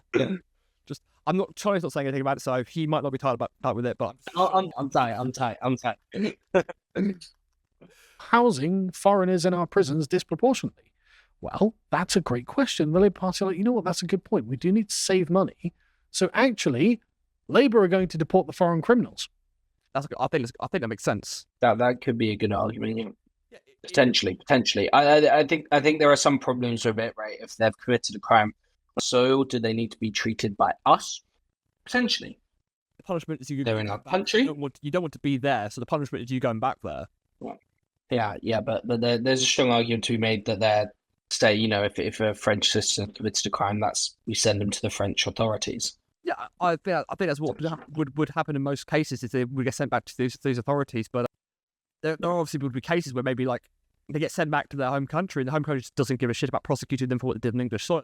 Yeah, that is potentially an issue, I guess. Maybe. It's hard to deal with. Maybe like a small punishment, then they get sent back. Yeah, because you wouldn't want like someone coming on holiday from Amsterdam, then like doing prostitution because it's okay back there. So if we then sent them back, nothing would happen.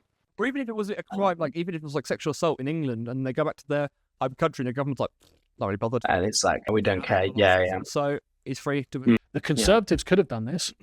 They could have done that 14 years. All of this, I just want to say, I'll wait to see before it happens. Sure, but I think they probably will do. Like, you see, this is like this what we were saying earlier about the bad faith. Like the obviously the lead host, right, is making a very good point that the Conservatives could have done this and they didn't.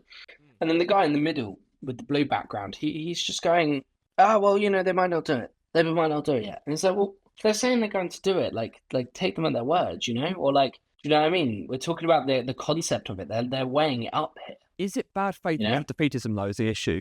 I think it could be very much 50-50 on both. Yeah, but I think it's largely bad faith. I think it's just going, yeah, but it's Labour, they won't actually do something that I like, like what they were saying earlier.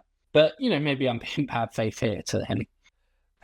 Well, again, let's let this pan out. Give it a couple of years. Yeah, let's hope and pray that this does occur. If it is a good plan, then I hope it does go through. Smashing the boat gangs. Great, you're saying it. But the Tories said it. Wait till it actually happens. Okay, so yeah, that sounds more defeatist because they the Tories said it too, and they didn't do shit. Yeah, as it's not like Labour doing it. So therefore, yeah. If anything, it would be could be that because the government said it, therefore jack shit's going to happen. Which is, I think a growing percent of the population which just need to be addressed. Of a government just seems useless. Absolutely, yeah. Then I will give credit where it's due. The Tories didn't even say it though. They didn't say they were going to smash the boat gangs. They said they were going to stop the boats. Right. And the Tories are the ones who allowed so many foreign criminals to take up so much space in our prisons. This is 10,422 foreign nationals in jail. Personally, I'm in favour of bringing back scourging. Right? So I just think that if you're a foreign national, you commit crime in Britain, you'd be flogged and deported immediately, right?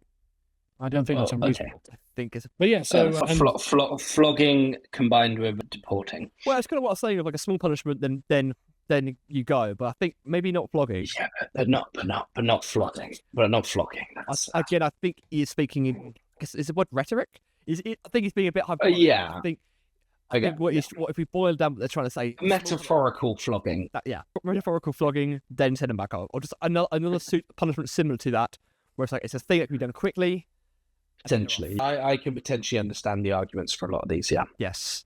Well, see, would you have been exposed to this if we didn't do SpinCycle here today? No, actually, I wouldn't. Well, I think I've not heard anything about this. Yeah. No, greatly useful. This seems so fantastic. Also, I've just received a text, and I don't know if we want to talk about this for a brief intermission in our podcast, but Joe Biden has stepped down. He is no longer running for presidency. I don't believe you one fucking bit. Sorry, give me one moment. Yeah. I'm opening up Twitter. If the first post to see on Twitter is not that, it's true. I've got the letter from him. Search up his account on Twitter. For God's sake, yeah, I've got loads of these posts aren't that. Shit. Search up just search up Joe Biden, and then my fellow Democrats have decided not to accept the nomination. So he's not running. So Kamala's running instead, which makes more sense because she is like 30 years younger. I am fine with that. Yeah. And his VP, she's good. I like her. We know. I think I can make a pretty good guess of what's happening in the media at the moment. I think it's not going to work out for Democrats this election term. Yeah, I mean, we'll have to see. I don't put too much of my predictions up on the internet, but we'll have to see. Definitely, I think there's still hope for Democrats. But I had never seen a single person in England voice support for Donald J. Trump until this whole assassination attempt thing. Now, if we're getting support in England, and England is like more left wing than America is as a country as a whole, so like I feel like it's going to be like, I would assume it's going to be a big difference, big swing. Of course, this is all predictions. I can't tell the future at all. Probably going to be wrong. Please clip me when I'm wrong. See, this is why I'm avoiding predictions, but you could potentially be right. or we could all just die tomorrow. That's another prediction. If I'm wrong, anyway, back to Let's carry on with the video. Yeah, This is 12%. This is 12% of all prisoners, which is costing the taxpayer nearly £500 million a year. Again, why didn't the Conservatives do this? Point of contention. Would that be a public flogging? Well, yeah. Perhaps in Marble Arch, somewhere like that. I think that anyone who's flogged for committing a crime, a violent crime, should be flogged in public, obviously.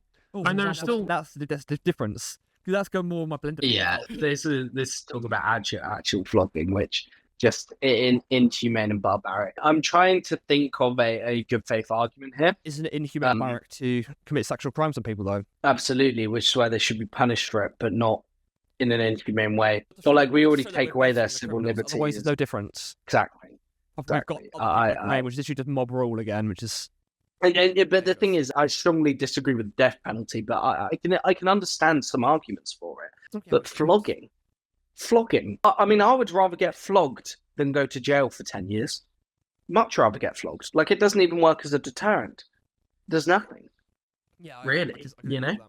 Well, I'd rather be flogged than pay a hefty fine that I can't afford and have to go into debt to try and afford the fine. You know. Here's my weird opinion. I don't think it should be. I think fines for crimes is literally just means it's just a limiter. It just means if you're rich enough, you can get away with it. That's the whole thing of a fine. No, I completely agree with you there. Actually, yeah. I think they should replace fines. It literally, it's like a sliding scale of like, well, the richer you are, the less of a crime this is. Either portable income, which still can be avoided. If you're mega rich, then you've got Cayman Islands. Yes. Or you have to do 400 hours of forced labour for the government. Yeah. Or fines could work if we did. It's a percentage of your combined assets and income. You know, as you said. Yeah. Yes. I mean, you can't say like, 10% of your combined assets and income. That is going to be a life-altering amount for anyone.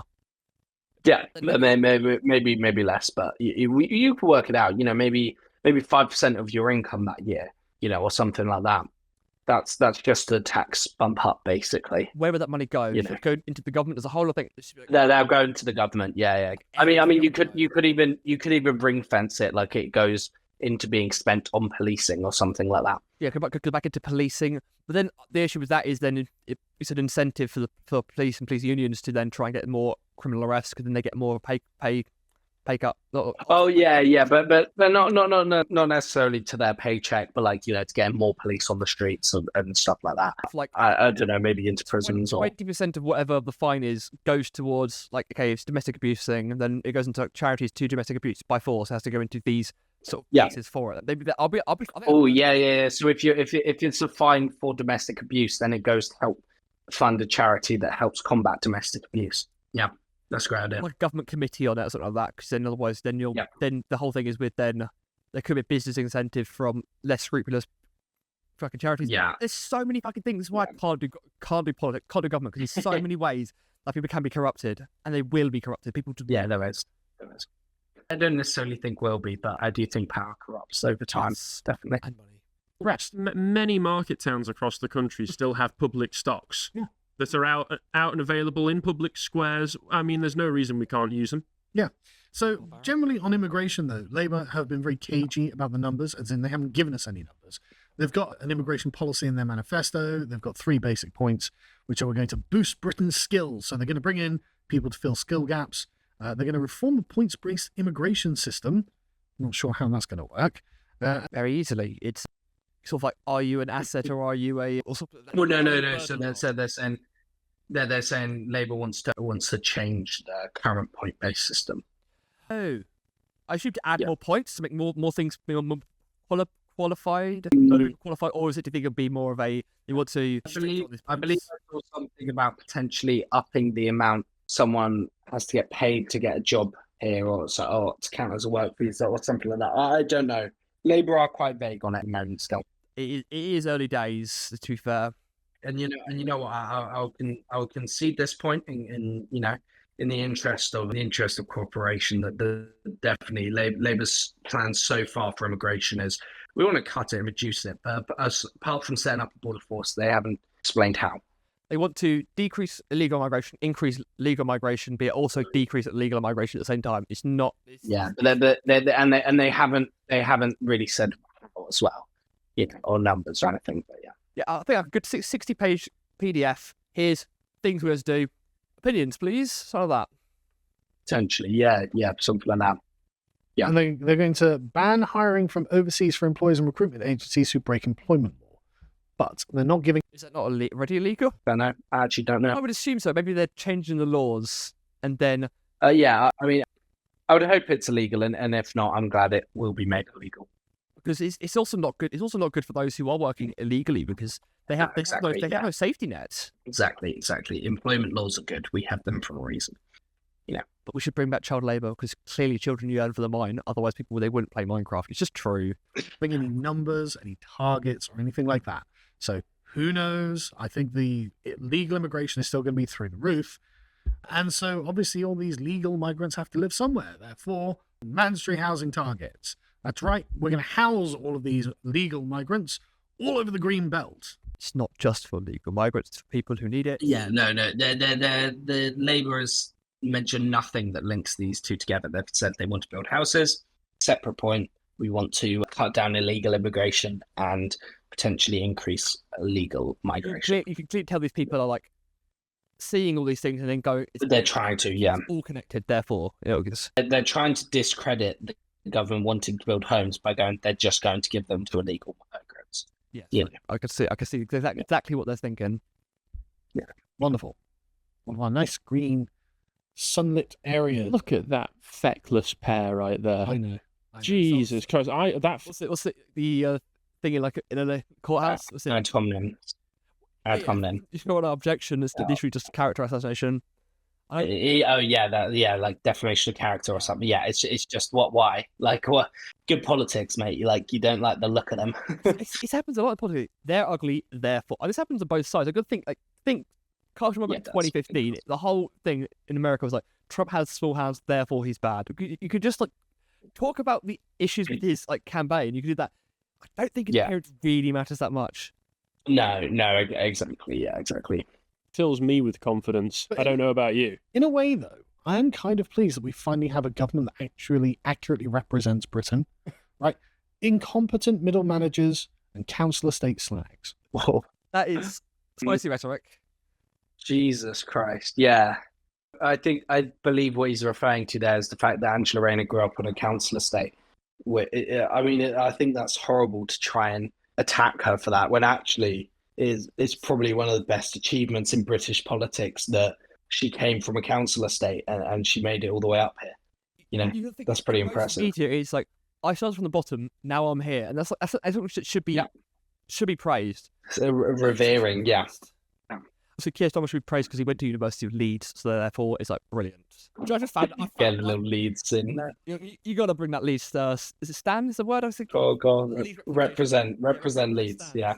No, I can't say represent Leeds. There we go. Stand it. Yeah. Also, I disavow clearly that calling Angela Rayner a council estate slag. I would disavow that. Charlie does not. Anyway, let's start. Yeah. I strongly disavow that. All right, fine, whatever. You can say that. Let's believe him. Right. They are actually something that is genuinely, authentically British. So there is something to be happy about that. Lol, you get what you voted for. Lol, vote harder next time. Lol. Yeah. Anyway, what was it? Only 20% of the electorate actually voted for them in the first place. Overwhelming majority. Democracy works. That's two different points. 20% of people voted. It was 30% as well. It was 34.5%, but everyone didn't vote. Therefore, it's not even. I don't even know what they're saying here. They're just kind of personally attacking them all over the place. Like, what is one thing they've said about housing? Like, actually, what is one thing they've said about housing? They've stated that it's all going to be given to immigrants. Whether that's true or not is for debate. Very much so. Very much not true. But to make sure I'm not wrong, it could be. But I very much doubt it. Labour said that its first dibs is for first-time home buyers. So it's aimed at young people and first-time home. No, not if they've owned a home in their previous country. Yeah, I can see that definitely for sure. Yeah. And what they promised in the last couple of the screens you put up, where it's their immigration policy, they're going to do this and that. I just simply don't believe them. Oh, they're not going to reduce numbers. Just simply don't believe it. They'll reduce the illegals. They won't reduce the legals. And it's literally a factor of 10 to 1. The problem. So anyway. But right, so they're going to build houses. They're going to make you build houses. Mandatory housing targets. So that means that if they're going to house a load of new foreigners in your area, you will right to block house building. Literally, no, we're just going to say you can't object to us building these houses there. You've got no choice, because Starmer is going to govern the country like he governed his party. Again, like there is this rhetoric as if they've said we're going to give all these houses to illegal immigrants, but I'm almost going to ignore that, right? We've covered that. I think there is some concerns with local residents losing the right to block buildings, but I personally believe the housing crisis at the moment is so bad that we can't really have holdups. The best way to do it without governments spending hundreds of billions of pounds that they don't have is to relax planning laws. Yeah. I'm sorry, you know me, I'm a very freedom-oriented person, and I do not like this of your house will be demolished to build a fucking another row of flats. Oh, they don't have the right to knock down your house. It's so what this is referring to here is, say your house had a view of, I don't know, of over a bit of nature, right? And they went, we're actually going to build a row of houses here. At the moment, you get there's certain rights that you have to be able to block that development from happening. I've got a family who are architects, and I actually did some work for them. Yes. And they are so many people complain about sort of stupid things. I had to do a thing where I had to do data analysis for it, of the complaints. And I also did all these things, boiled them down to key terms, and then as well as that, I also picked out some special ones. Some of them I don't want it because they might introduce ugly people into the neighborhood. Yeah. Like what? Yeah. It's such a stupid little. So there is a lot of lunacy. There's and in a time where we don't have enough housing, the idea that free land can't be turned into housing, this is by no means, no government supports the idea of we're going to come in, knock down your house whether you like it or not, and build flats. That's not what they're talking about here. Good. Talk about building on undeveloped land, and people going, no, but I like my view of this undeveloped land.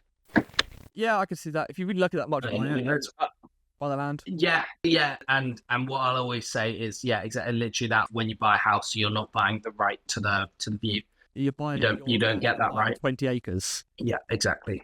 So to be fair, it is. I understand it is a selling point of you've got a wonderful view and you're there for 10 years and it's great now. I've got absolutely, you can't guarantee that. You just can never guarantee it.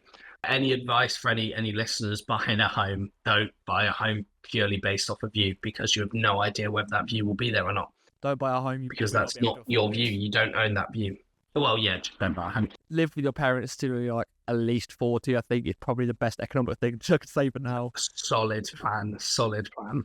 I say what's not with parents. Well, they're funding most of it. Yeah. And the government, obviously. Yeah. Oh, I can't click play. Could you click play for me, please? See, like Stalin. Yeah. Genuinely like that. Moreover, they're going to force the landowners to sell the land if they don't agree to it voluntarily. Okay, so and they're going to make sure they don't get, quote, excessive payouts. So landowners to get less compensation. Compulsory purchase plans. So there are already laws that say the government can buy the land back from you, and they're going to get a little bit less now. But that was already a thing. I still not too happy on that sort of stuff. No, I can understand them being not happy on that, especially as such a libertarian. But this isn't like a Labour thing. This isn't this government. Yeah, the government has the right to buy back land. For HS2, right? They bought a lot of land off people for that. Because legally, all land is, you are, even if you say I own this house, you're still renting it off the government. On paper, exactly. You're renting it off the kingdom, basically, itself. And they have the right to take it whenever, but still. It's interesting. It's why we need planning laws. So in America, you don't actually need planning, permission to build stuff on your land because it's your land. We don't actually buy the land. We buy the property. Yeah. So therefore, to build on our land, we do need planning permission. Some things can be okay, I think planning permission is needed if you're building another house, yes. But if you're building a shed, come on. Yeah. I think it should lax up a bit. But it comes from the idea that we don't own our land. It definitely comes up. I think we should definitely sort of maybe expand a bit on. You can build things in your house a bit more. Come on. Yeah, potentially. I mean, yeah. And I mean, bringing it back to the thing, I think just these things, they're not actually, like, they're not even reading the headlines. I mean, read that headline there. Landowners to get less compensation under Labour's compulsory purchase plans. And what did they say? They said like people are gonna have to be forced to sell their homes. Read it. It's not saying Labour introducing compulsory purchase plans. It's just the compulsory purchase plans under Labour government, because they're already there and they're going to keep it there.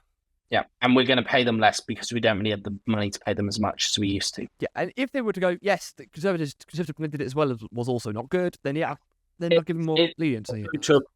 It's also important to note down that Labour doesn't want to buy a house to knock it down to build another house. That's stupid. They want to buy up estate land and stuff like that. Build on it. Yeah, brown land, I think it's called, just like industrial stuff. Grey belt is what they're calling it. Or no, I think brown land is also actually a thing, different thing, but I think it's a thing. Oh well. Yeah, no, it's very interesting. Yeah. So they're probably going to screw them over a bit.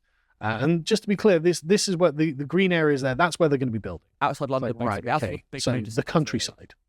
Yeah, so that's what I was referring to with the grey belt there. So there's obviously, I'm guessing you've heard of the green belt. If anyone hasn't, it's an area around London which they've protected to stop London expanding to certain areas.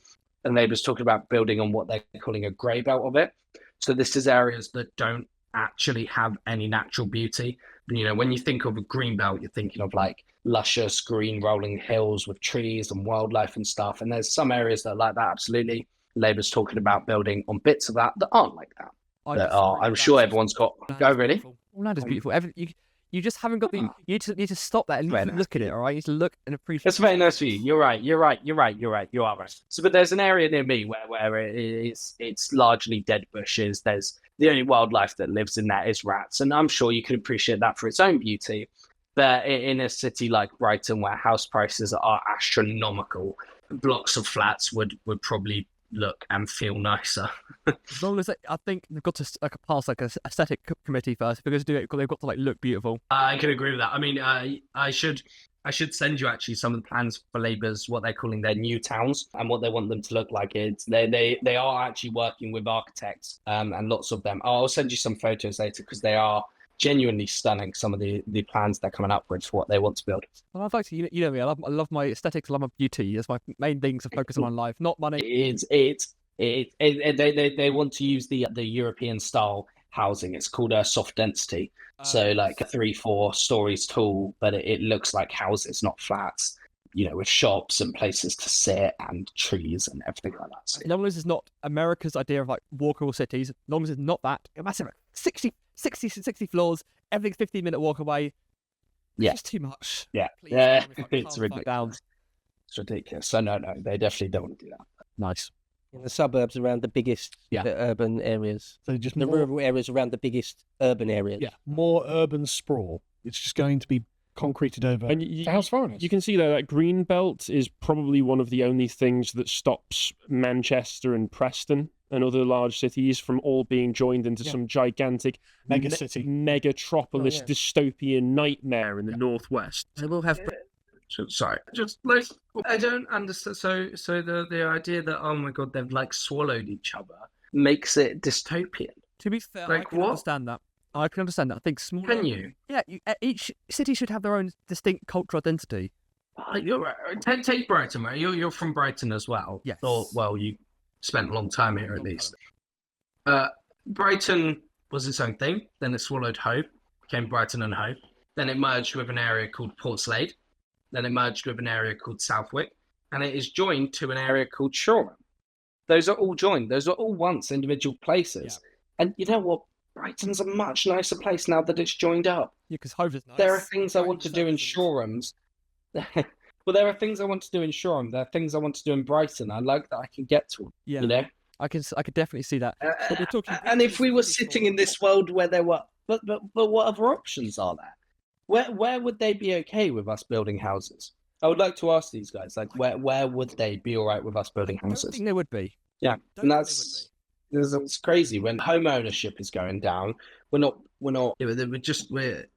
able to afford homes anymore. This isn't a thing that mine and your generation, our generation, said we'll have home ownership if we don't change that, and that's shocking. I've been thinking, I understand why I need to have a partner in my life. Why? Because I can afford to live somewhere. If I can afford to rent somewhere, I need to have a partner. Exactly. Maybe three partners, maybe, if anything, to try and get home. Exactly.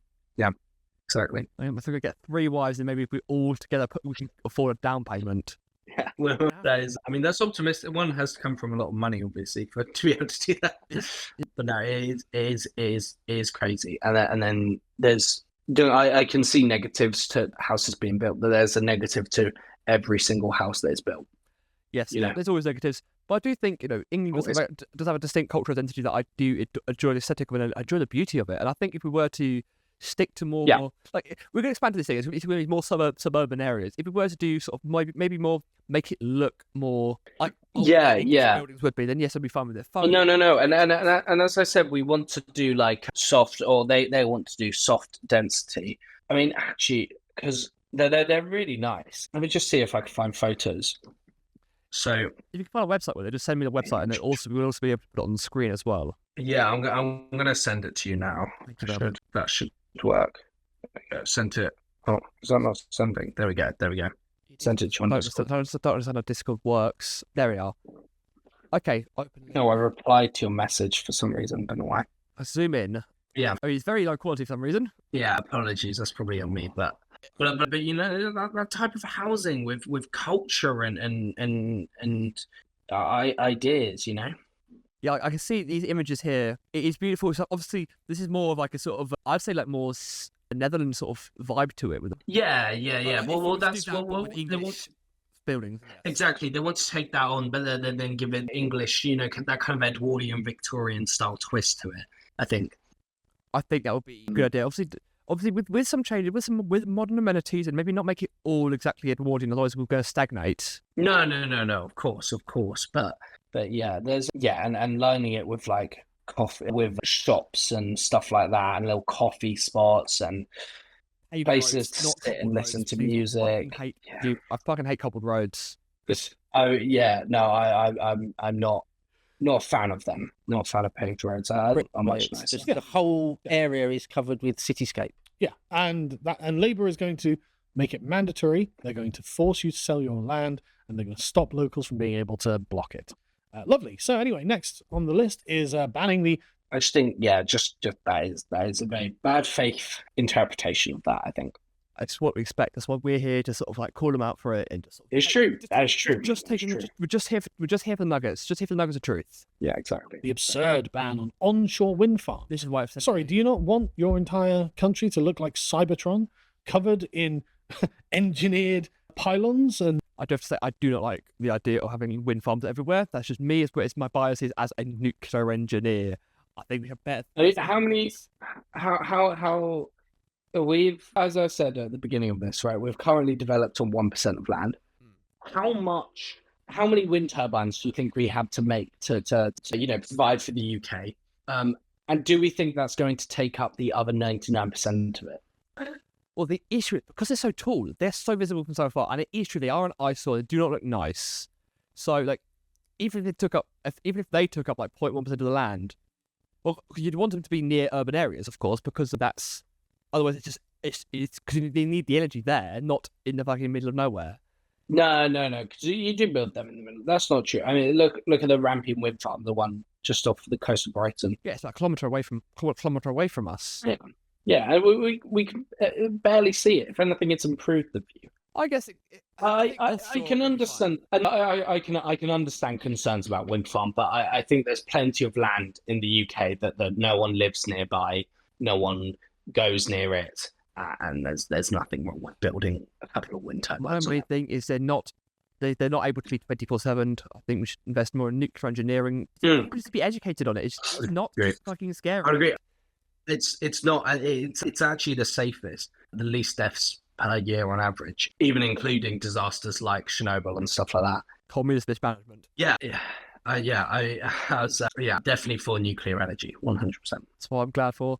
I've had lots of things with the Green Party stuff, lots of issues in France at the moment with the French Green Party. They're not happy with it. They don't want to get rid of. Yeah, you were telling me about this the other day, weren't you? Well, yeah, there was this French politician. She does Green Party. I don't think she was actually a politician. I think she was trying to run for a seat, and she was there in Germany with another like their version of Green. I assume it's also called Green there, or whatever they have in Germany for green. Right. Yeah. Where they shut down a nuclear power plant, which is like that's good. That's good news for them. Yes, they win. They have one less nuclear power plant. They turned on, but basically they've replaced it with another coal power plant, which releases more radiation into the air. Yeah. And also, it's not. I mean, just all round a bad thing to do, isn't it? It's just not good. But you know what? Hope and pray that England gets more investment in nuclear engineering. So I get windmills. Well, too bad. That's going to happen. Which, of course, quote, delights environmentalists and energy experts. Energy experts. That's advocating for nuclear. Yeah. Anyone. As I said, half a dozen nuclear power stations. Job done. Yeah, it's about the voting public. I've got to say it's more than half a dozen. Very clearly, I'd probably say you'd need. I'd recommend we getting 200 nuclear power plants in the UK. And that'll help a lot. Right. Not. I mean, I don't know. I don't know anything about this, but generally more nuclear energy. Yeah, nuclear energy. You trust people like me to deal with the logistics up to that point. But do you think it's fair to say, though, as well, that there will be some experts calling for onshore wind farms? It definitely will be. Environmental ones, for sure, definitely will say that. Some energy experts would probably say that because it is cleaner than a nuclear power plant would be. But for the density and the risk is so small and the pollution is so small. It's not zero. Yeah. But it's also not small. It's not zero. And then, a wind farm is quite a lot lower than that. But we're talking from complaining that this one is 10, this one's 100, and then what we have now is like 10 million. You know what I mean? It's like, let's get to 100. We can talk about it later. Let's get nuclear power plants first. Then we can talk about for sure. Yeah, for sure. Well, they've been told that they don't have a say. It's overridden already.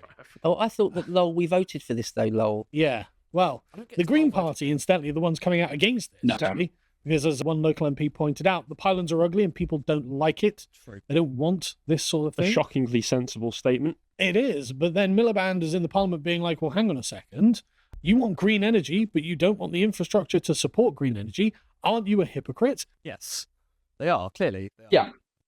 But I understand where they're coming from, because I understand the Green Party, because they would aesthetics are important. We do not want to have this entire place become like a grey fucking slodge if it means we're... Yeah, of course, yeah, and it's the difficulty of we've got to balance all of it. The Green Party aren't just green energy; they are on many multi-platform things. But green energy is coming, but also green nature, making this place look lovely as well. It's also a key important factor as well. Yeah. So we've got to try and balance those issues. It's like brilliant, brilliant, amazing. Lee Anderson has assessed that this will cost you something like £8.5 billion for this GB energy company. To see Ed Miliband at the dispatch box on the government side of the house actually turns my stomach. Yeah, it's gross.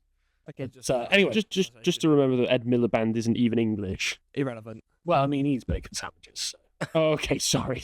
Kind of. This is absolutely disgusting. I mean, he is English.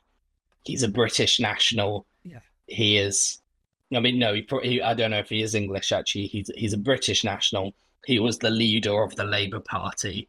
I mean, to be honest, I'm trying to interpret this another way than just blatant racism, but I'm struggling a little bit. The way I'm trying to deal with it is they're trying to say like, oh yeah, because he's not from England, therefore he's got a vested interest in making sure England isn't doing as perfect as it can. But then, like, why would he run for the Labour Party? And also, like, he's stayed here for how many years? So long. Yeah. If he really cared, he would have dealt with made the England a bit shitter years ago and fucked off until revel in like, yes, I win. You know what? Like. Yeah.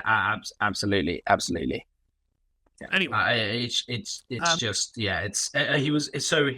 I was searching up. He was born in London. He's British. Yeah, British. Yeah, absolutely. And I say he's got sent to the government. He's probably culturally British too, if he's done that. Yes. Lived in England his whole life. Labour are going to devolve power to the devolution deserts in England. What good is that, though, if you're just going to override them from the central? What does the devolution desert mean? I saw this. I had no fucking clue. You know, I don't know what devolution's deserts mean, but I know their concept of devolution is that basically they want to give more power to the Welsh government and to the Scottish government and the Northern Irish government, and they want to give more power to city mayors to run their cities and their areas better. I'm okay with that. Completely okay with that. As long as they, as he just said earlier, why does that matter if he's just going to overrule them? As long as they don't just overrule them, I'm completely okay with that. Yeah. And again, I think it's just and I think this is one of these things where they're not arguing that devolution's bad. They're just saying, but what if you overrule it? Well, let's wait and see if they do. Yeah, they haven't, as of now, they haven't overruled anything. Yes. So, do you know what I mean? Yeah. Central government. Devolved power. Okay, we don't want the energy pylons or new houses built here. Too bad. Enjoy your devolved power, chumps. It doesn't matter in any way, shape, or form. It's going to give new powers to mayors and combined authorities to do really petty things, where the central government is just going to override them completely. Just anything to weaken Westminster. Starkey talks about how one of Blair's main, in a meta sense, things he did was to destroy the power of Parliament. Yeah. With all sorts of devolution and quangos and all sorts of things. Just keep doing it. Yeah. Just keep doing it. It's terrible. It's been a disaster for our country, but just keep doing it. Go further with that. So I enjoy what we have. I do think that even if it was to devolve power, it's good. It's a good thing. It's a good thing, I'd say, personally. Devolution of power is a good thing, and we live in one of the most centralized governments in like the Western modern world. You know what I mean? Like look at places like America, even they have a more devolved government than what we have. I think it's a good thing that they do have that. Yes. Exactly. France has a more devolved government. Spain has a more devolved government. Germany has a more devolved government. We are lagging behind in this. We are not radically ahead of this affecting us. Even simply, we are radically behind in devolution. I think it's a great idea because they moved the our MP, the one down in Brighton, I remember, the one down where I lived. He did fuck all. I looked through every single thing he ever did, and he always done his vote on very few things. Is this the Brighton MP Caroline Lucas or the Hove MP Peter Cole? Ada, Tim Lawton. Oh, okay. Yes. Yeah. He just voted with the party line. Obviously, he was a Conservative, and he just voted with the Conservative party line and nothing else. Like he never devolved once. He never said anything like, actually, I disagree with the party. Maybe he agreed with all of it, but I very much doubt he agreed with every single thing that they said. He just posed the line. Yeah. So, but basically, I was voting for the Tory government, not for Tim. And that's two different things. I would much rather vote for a person. It's important to remember, though, he is the ex-MP. Yes, wasn't he like plus like some 20-year-old? I don't know if he's 20, but I know his name is Tom Rutherford of the Labour Party is now the MP of that area. Yes, I saw some Instagram posts on it, and I looked. He's young. Yeah, he is. I know he's young. I don't know how young, but I know he's young. I think fresh blood is always a good idea, though. Fresh blood is always we need to can always help, and we need a good representation of youth. But there definitely, wisdom comes from age, and I think there's a balance. If it wasn't the fact that people lean more conservative as you age up, I would say like above 50, gone. You're not even in it. But the issue with that, it would then just go Labour for the rest of their life, forever, basically. Yeah, no, and I think there is wisdom in people that are like 70 years old. They've seen this country, they've seen what worked, they've seen what didn't work. There is some wisdom in it, and some perspectives to be gained from. They have that thing of like, I care, I want to leave something good for my children or my. Yeah, exactly. And someone who's been working in the House of Commons for like 30 years should be respected. Very much so, because they have to fucking deal with that shit. Yeah, exactly.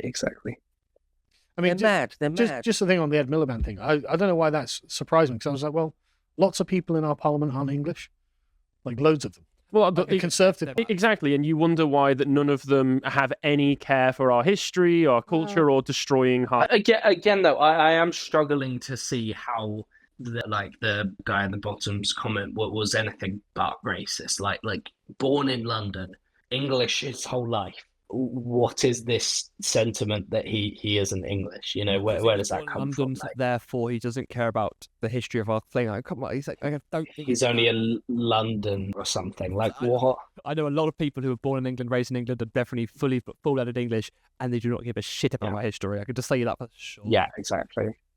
It means I think he should have just said, he doesn't care about the history of this land. Yeah. Attack his politics. Go. Well, look at what he's been saying about this. He clearly doesn't understand and appreciate our culture and our heritage. don't go, well, look, he's not white, therefore he doesn't get us.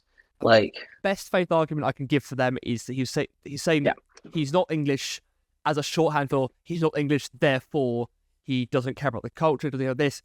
He doesn't care about these things. But his shorthand is not. Yeah. I wouldn't. Best faith art. You're right. I'm being slightly bad faith here. Well, very bad faith here. But best faith argument, right? It is what he's saying is kind of meaningless. Worst faith argument, what he's saying is racist. Yes. And the best faith is he's trying to shorthand what he's trying to actually say for the countryside. To be fair, Miliband's probably more integrated than most of the people in the parliament these days. So I think he's probably... Which is why he's eagerly destroying the countryside. No, he's just an idiot. But I don't think Ed Miliband feeling foreign is the issue, really. I mean, there definitely are lots of people in the parliament who do feel foreign. I just don't think Miliband's one of them. I'm glad he called out one of these people to like this like.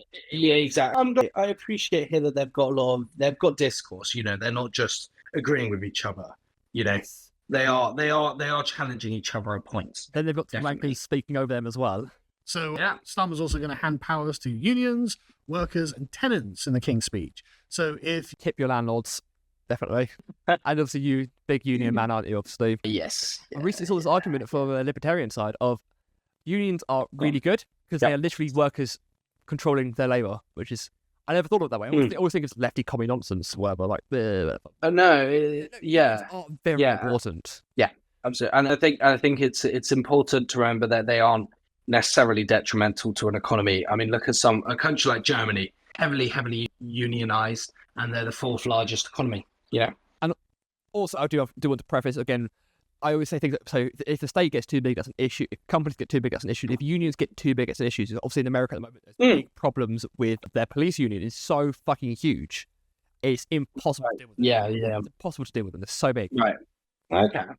But I definitely agree with you there. There should be a balance of power. 100%. That is politics. What I want basically is who gets what. Yeah. If you are an enterprising fellow in the United Kingdom, well, your life is going to be made a lot more difficult. And this is the particular one as one of those enterprising fellows, the sort of person who starts a small business, starts employing people. Oh yeah, he's also going to keep the ban on cigarette sales, which is like, okay, cringe. Sorry, I'm trying to get through this as much as possible. My laser are going to ruin everything. The VAT on private school. Well, okay, so they're blowing through quite a few things there. So yes. Yeah, there's a lot of talk about rebalancing powers. I think anyone who rents would agree that landlords have too much power. Any landlord would say the tenants have too much power. So it's very interesting, but definitely there needs to be some sort of rebalance. Work, I think lots of people feel like they're taking advantage of too much work. Yes. And yeah. Obviously, since I've freelanced and it's fucking hard anyway to freelance anyway, if I would, because the thing is, the reason why I haven't joined any agencies and stuff where I can get more gigs is because they take a ridiculous 20, 30%. Yeah, exactly. And you see almost something like a union on YouTube. It wouldn't be possible because of the size of YouTube and stuff. So something like that would, in your current situation, would be helping you out massively if you had some sort of unionized system. Like my recent issue with I've gotten that copyright strike, which has killed my channel. Like it's gone down. It's gone down 1,000% in my stuff. If I had more collective bargaining, if I could bring this up to someone. Because I have emailed this company directly to stuff like that, and they have literally aired me. I was saying, here's what I did. Here's why it's fair use. Here's why this is all fine. Because I could counterclaim it on YouTube. I have to enter my full legal name, and anything after that point could then be used on me a court of law immediately. I mean, exactly. And I mean, imagine if you had something like a group of creators then that brought in collectively millions of ad views, right? And they all went, well, we're not going to post a single video until he's like copyright striked. Like how much bargaining power that would give you? That'd be great. Honestly, I don't think it would be that much. Because YouTube is, you got to think how big Google is. Yeah, I mean, maybe I'm not getting the scope quite right, but yeah. Step in the right direction for sure. Yeah. We should go on to VAT for yes. Yeah. This is atrocious because they all seem to think. So what they're going to do is make sure that private schools now have to pay VAT. Now, the reason that you don't have private schools paying VAT is to make it affordable for the aspiring middle class to give their children an excellent education. an education that is better than what a state school can provide. And this is an example of just one of the opinions you get. Well, I've got no sympathy. I can't believe all these rich people. It's like, no, you're mistaking that not all private schools are Eton. If it was all rich people, they wouldn't give a shit about a 20% increase because they can afford it anyway. And any increase affects those who can just about afford it. Yeah, and it definitely does. I think I certainly wouldn't deny that it does disproportionately affect people that can't afford it. I think one thing that I will say is it's important to note that prices rise consistently each year of private schools. Yes. Each year, private schools become less and less affordable for the aspiring middle class, as this guy was saying. That is, and more only for the rich upper class. So this is already becoming an issue, and if we made our state schools better, we wouldn't need private schools. Making state schools better, it's really much harder. And then what you're doing now is like state schools are shit. You can tell that because the market is saying it's shit because there's so many people going there and trying to go there. And you go, we're going to disincentivize them from going, stick in the state schools which are shit. 20% will go into the state schools. Either going to fix it. I very much doubt a 20% going back to schools. Yeah, that money isn't. But I mean, this is already like they're framing this argument as if there's a high number of people in private schools. 2% of school children are privately educated, and Grammarly and in grammar schools. 98% are in public schools. That's slightly affecting the 2% by asking them to pay a bit more to benefit the 98%. 20% tax. Yeah, 20% tax. Yeah, but this also isn't introducing a new tax. This is removing an exemption they have. Most products you buy, most things you do, have a 20% VAT tax. Yes. Meals you eat out, takeaways, anything you buy, 20% VAT. Private schools are exempt from it. The reason now that's the bit that encourage people to go there, which I think is a good idea. If you try to encourage people to have better education, it's a great idea. It's a better education for the rich, I guess. Yeah, I think if you're super rich, you'll be able to pay any number of money for it. And this is like, we're talking like high-end middle class who's like, they're going to sacrifice quite a bit of money in to then afford. Because what I'm basing off university, I'm paying like $9,000 a year. I assume it'll probably be about the same amount of money per year for that as well. $9,000 a year. More than that, definitely more. It costs more. Yeah. Okay. Okay, but I'm going to set to that point because I still think that I think that this should stay. I think we shouldn't have to we want to try and encourage people to have the best education as they can afford. That's what I would think. I can see your arguments. I think from this definitely though. Yeah, I can see your arguments, but I do think there's an inherent level of unfairness though that comes with it. I just think this is going to make a bigger bigger gap between the rich and the not rich. Of like they can afford this now, and people who were just able to afford it. I think potentially. I think what I'm interested in most actually is the leap and board opportunities from this. So we're now no longer viewing this as a charity that is here to help your average person, and we're viewing it as business. There's so many opportunities here. I can see that. I can fully see your point, actually. I will concede on that. But yeah. All right. Actually, right? The only people this doesn't affect are, in fact, the super rich. Because when you're a multi-millionaire or a billionaire, you can afford to pay the VAT rise. Yeah, and that's exactly the point you were making, right? And that is a good point. The uber wealthy aren't affected by this. Yes, that's the issue with any sort of tax rise. It never affects the uber wealthy. They don't give a shit, really. Yeah. Let's say someone like myself, who isn't even earning 6 figures a year or 7 figures a year.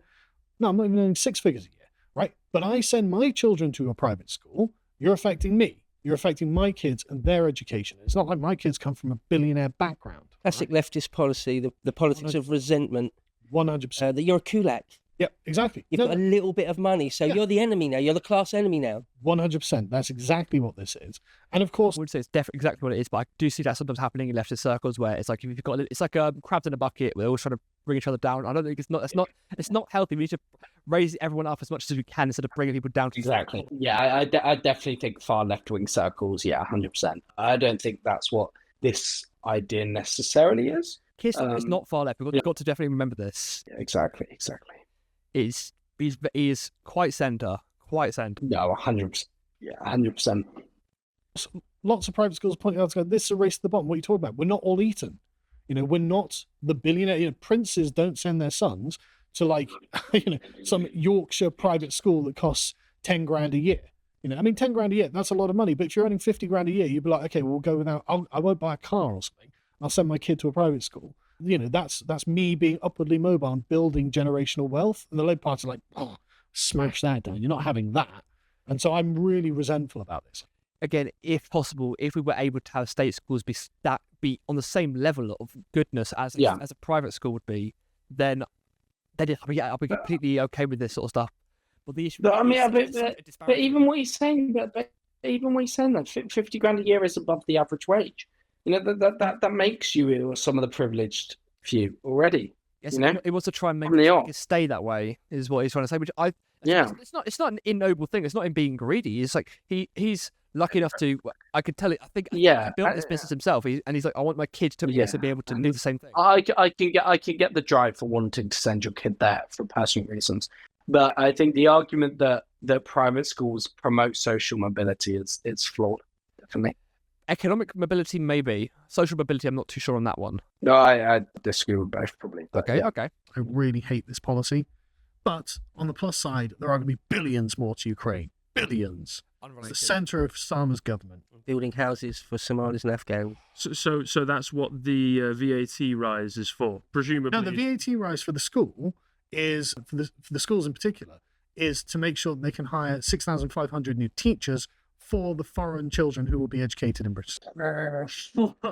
Apologies. This is been a bit painful to watch. What? Well, it's for foreign children. Our schools don't have good enough teachers. Yeah, the school I went to. Were you taught? You had like a school, right? You went to a public school, right? For secondary. Yeah. Did you like I did, right? Have it where you were taught a subject by a teacher that wasn't their subject. So I was taught history by my PE teacher. Countless times. We had a Spanish teacher to teach German. Yeah, exactly. And that's specifically, Keir Starmer specifically laid out that is why he wants to hire 6,500 new teachers, not because immigrant children need teachers. Yeah. I was like, which they do if they're part of our country. Very few foreigners. Like, I live in a place down where I live. Normally, it's got very, very few foreigners, and yet we're still struggling. So it's clearly not. Oh, this foreigners' fault. Absolutely. Schools. That's why. That's literally the reason. It's not. We're building foreign people houses. It's not. Their children, and I'm going to be paying for it. Wonderful. No, this is just more money for the war in Ukraine. Because... So this will probably be like debt-backed 100%. Money printing. Great. 100%. Anyway, so what will the Labour Party do that's actually quite good? One of the few things is... I can't pause it. Can you pause it? Go on, you pause. Sorry. Thank you. I can't pause it, sorry. Yeah, I was just to say, are they disagreeing here with sending money to Ukraine? I think how much we're sending, I would assume it's... Go on, you go. No, after you. I assume, from what I've heard from them already, assume it's probably going to be along the lines of, it's far away, therefore it doesn't affect us. That's what I would assume. Right. Again, this is basically, this is no fact on this. This is what I'm assuming they think. Yeah. Well, my stance on Ukraine is like, we need to defend Europe from Russian aggression. Even I think, even thinking on economic terms of, they are, I think, like 2% of the global calories is Ukraine alone. We need to make sure that they are a friendly and not a hostile nation to us, because 2% of the entire world's calories. Yeah, that is so we can't have that in Russian hands with the way they're acting at the moment, the sentiments they're using. We need to make sure this doesn't continue. We had Crimea in 2014. Now we've had Ukraine. If they take Ukraine, what's next? Like, they go for Poland or something, The biggest mistake... Someone needs to stop them eventually. The biggest mistake with World War II is you stopped when Hitler died. We should have continued Russia as well. I would disagree with that. I would say the biggest mistake with World War II was how much we let Hitler take before we intervened. Definitely true. We let him become so powerful before we started to do anything, and we can't have that same mistake with Russia. I can see that point. Not saying that they are Nazi Germany. No, very, very different. Very different. The still thing of they are accumulating more and more power. We've got to sort of like nip it in the bud. No, and aggression has to be met with aggression. Bullies. and they Economic sanctions didn't do shit. no. Well, they did do stuff. Not enough. Not enough. We need to do more. We Definitely. have simply the worst railways in Europe. And I'll explain why in a second. Basically, by 2025 and into the 2030s, a load of the existing railway contracts after the privatisation of the Tories are going to be... Was it the Tories? Might have been under Labour, actually. Sorry, what? Was it Blair or the Tories who privatised the rails? I remember exactly when it happened. Can you pause it? My pausing isn't working for some reason. Click escape and click F again to full screen. You guys have clicked out, you're not on, Wait, on that page. right. As- I see. But I haven't heard any conservative sort of Okay. conservative take from Okay. it. No, so the railway was it was privatized under John Major. John Major. Yeah, in 1994. That was it. 1994. Privatized under John Major, a conservative prime minister. But yeah, I've never heard, because you always hear about rail nationalisation. Hearing it, I've never heard it from a conservative's perspective. This will be Brilliant interesting. idea. Excited. Yeah. It's more of a process, really, isn't it? Yeah. I can't remember. I was maybe they bring up in the article. But anyway, the rails were privatised and therefore sold off to a bunch of private companies. And we'll get on to who owns those in a second. And so they're going to bring in legislation that will just simplify the rail system, bring it all to public ownership. And actually, that is a good thing because we're getting screwed. You know why we're getting screwed? Guess who owns our railways? Oh, that's right, the Europeans. The Europeans own our railways. Why do we let our rivals and competitors in Europe? Oh yeah. I mean, Europe isn't our rivals, but it's interesting that they're going with the approach of who owns it is the problem. I think it's nice to see that they're agreeing that someone other than the British government owning something as key as rail transportation is wrong. Well, is it owned by EU countries or EU companies? Because it's not like, oh yeah, GB Rail is so shit, I'm going to use Spanish Rail. Because no, you're not. No. It's like basically what they're complaining about here is foreign people owning it. Foreign influence is what they're complaining about.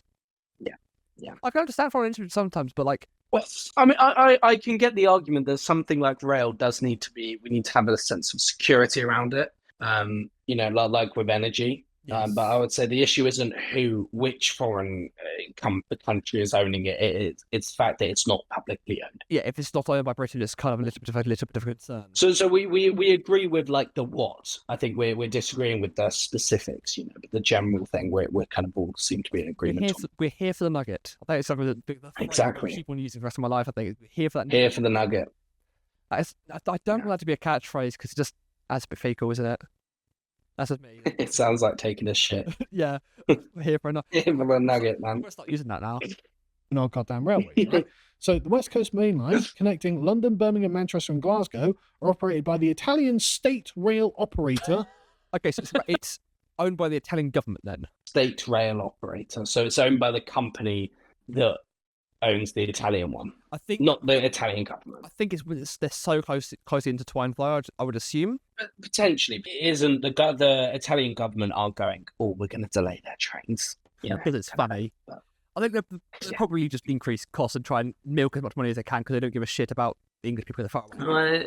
But I also think that's just the concept of privatization, right? That's the problem with privatization. Something like transport, we need it and lots of it to be healthy for our economy.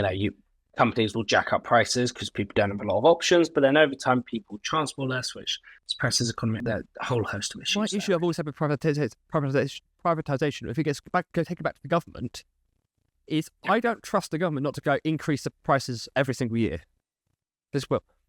I mean, they probably will, but it wouldn't be more than inflation, would be my assumption. See, my family are always complaining still. Every single time I go down to visit them, they're always complaining the same thing of in the 90s or whatever, or 70s, I can't remember one of the two, when the motorways were all redone in France, they built the toll booths and said, we're going to repay the debt that we got for these toll booths, then we're going to get rid of them. It's 2024, they're still here, and they're becoming like, my mum travelled recently, she added another 200 into her journey to save like €80 just to drive. I mean, toll roads are ludicrous, And I think this because a train ticket is a toll booth, it seems concept. And I don't trust the government to not jack up the price every single time because we need it because the government always needs more money. They will, but the real advantage from the train network though comes from the boost to economic productivity. of us being able to access good transport. So I also preface that a company will do the same. A company will always, as well, try and get as much money as they can out of a place. yeah, exactly. Not private. The state rail operator Trenitalia. I've used Italian trains. They're terrible, but ours are worse, right? The German state railway, Deutsche Bahn, operates 4 British railways, including the London Overground, the Grand Central Line to Sunderland. 7 UK railways are operated by partly owned Dutch State Railway, operated or partly operated by Dutch State Railway. I can't pronounce Nederlandse Spoorwegen, something like that, right? Including Merseyrail, ScotRail, and West Midlands Railway. And 7 railways are operated fully or partly by the French State Railway, including a bunch of other transports for Wales and Thameslink and stuff like that. So for 30 UK railways, 6 are owned and operated by private companies or British government authorities. Is that good or bad? No, it's bad, definitely. Definitely agree on that. So It wasn't privatised. It was given. It was given to one the point I think governments. you have to say very quickly, because a lot of people out there, that our audience are sort of right-leaning. They would say it's the idea that nationalising anything is sort of the policy of a socialist. But it's not necessarily the case, because it's, if you think about it, you either have something nationalised, controlled from Westminster or Whitehall, or the French own it, or the Chinese own it, like our steel. You either have a nationalised steel industry, or the Chinese own it. Yeah. Well, surely it's the lesser of two evils.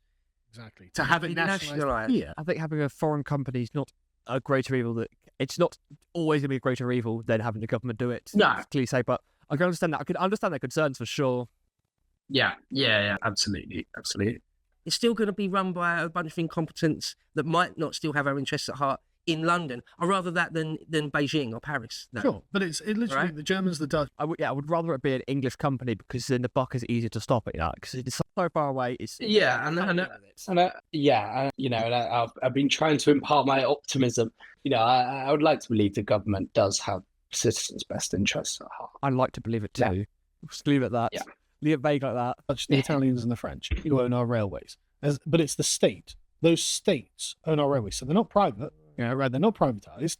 They're national. It's bizarre, isn't it? It's perverse. It's perverse. Just for other nations. No, we should bring them back. For what I would say are right-wing reasons, not for left-wing reasons. No, because don't like those foreigners having our industry. Right-wing reasons, okay? There is a good reason to do this. And I'm going to say it's not just right wing in general to say don't like foreign stuff. I want to say that but can be on either parties, and also people are right wing. Yeah. It had to be like that way. It's just smart things to do. Yeah, this is a sensible thing to do. I was very much against it for a while, because it was just things like, I don't trust the government not to raise the price up.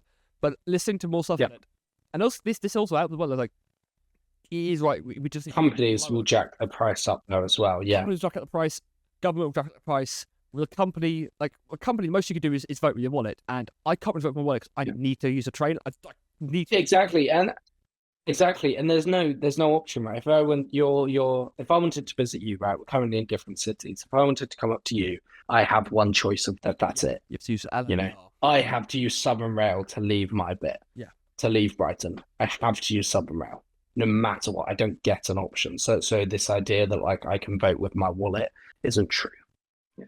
Or you could spend $1,000 or whatever and get a car and do it, and then spend 100 quid petrol to get here. At that point, you're spending so much money, and they're losing 20, 30 quid. And you know what? And you know what? That is what I am doing, and that is worse for the Environment. That's worse for the motorways and stuff like that. It's just a lose-lose. Really. If these train companies are pricing people into sitting into little metal boxes, it's not a good idea. No, Xenophobia for the win. And I'm not even joking, right? Right.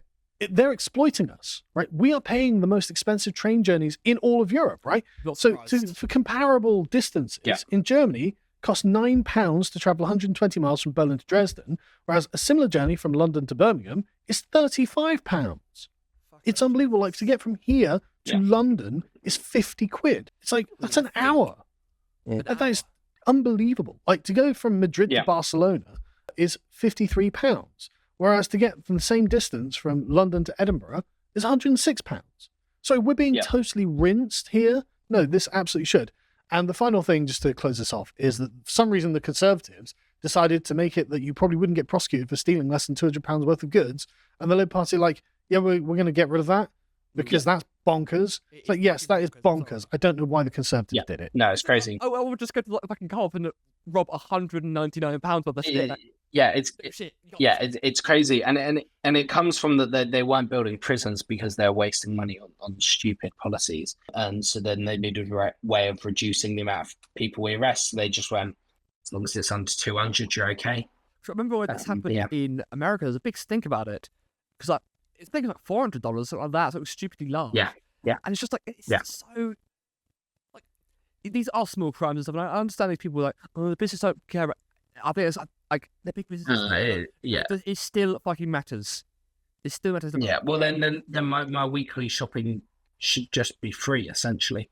And like, do you know what I mean? Why am I paying for my weekly shop? Well, the stealing culture is fucking massive at the moment. I don't know what it is. Yeah, no, it's huge. It's huge. Co-op. So I've got all my friends and stuff. They live there, and they're like, Sidney, you always pay for things. I'm like, yeah, because like, like I don't have. Do I have a lot of money? No. It's like you pay. No. My best I only go to co-op when I like need milk. Be frugal. Yeah. I'm not nicking milk. I'm sorry. You know what I mean? Yeah. It's a quid. No. Yeah, we believe in law and order. You know. And it's not like you less the order, but we believe in law. It is immoral to steal a tiniest thing. It's just as immoral. Well, it's not just as immoral. It's stealing is wrong. Stealing is wrong, and it should be punished accordingly. Stealing is wrong. Absolutely. Yeah. Imagine if it was imagine if like a government thinks that, like an government law said it is wrong to steal from a big business or that big. It's just not how it should be. No.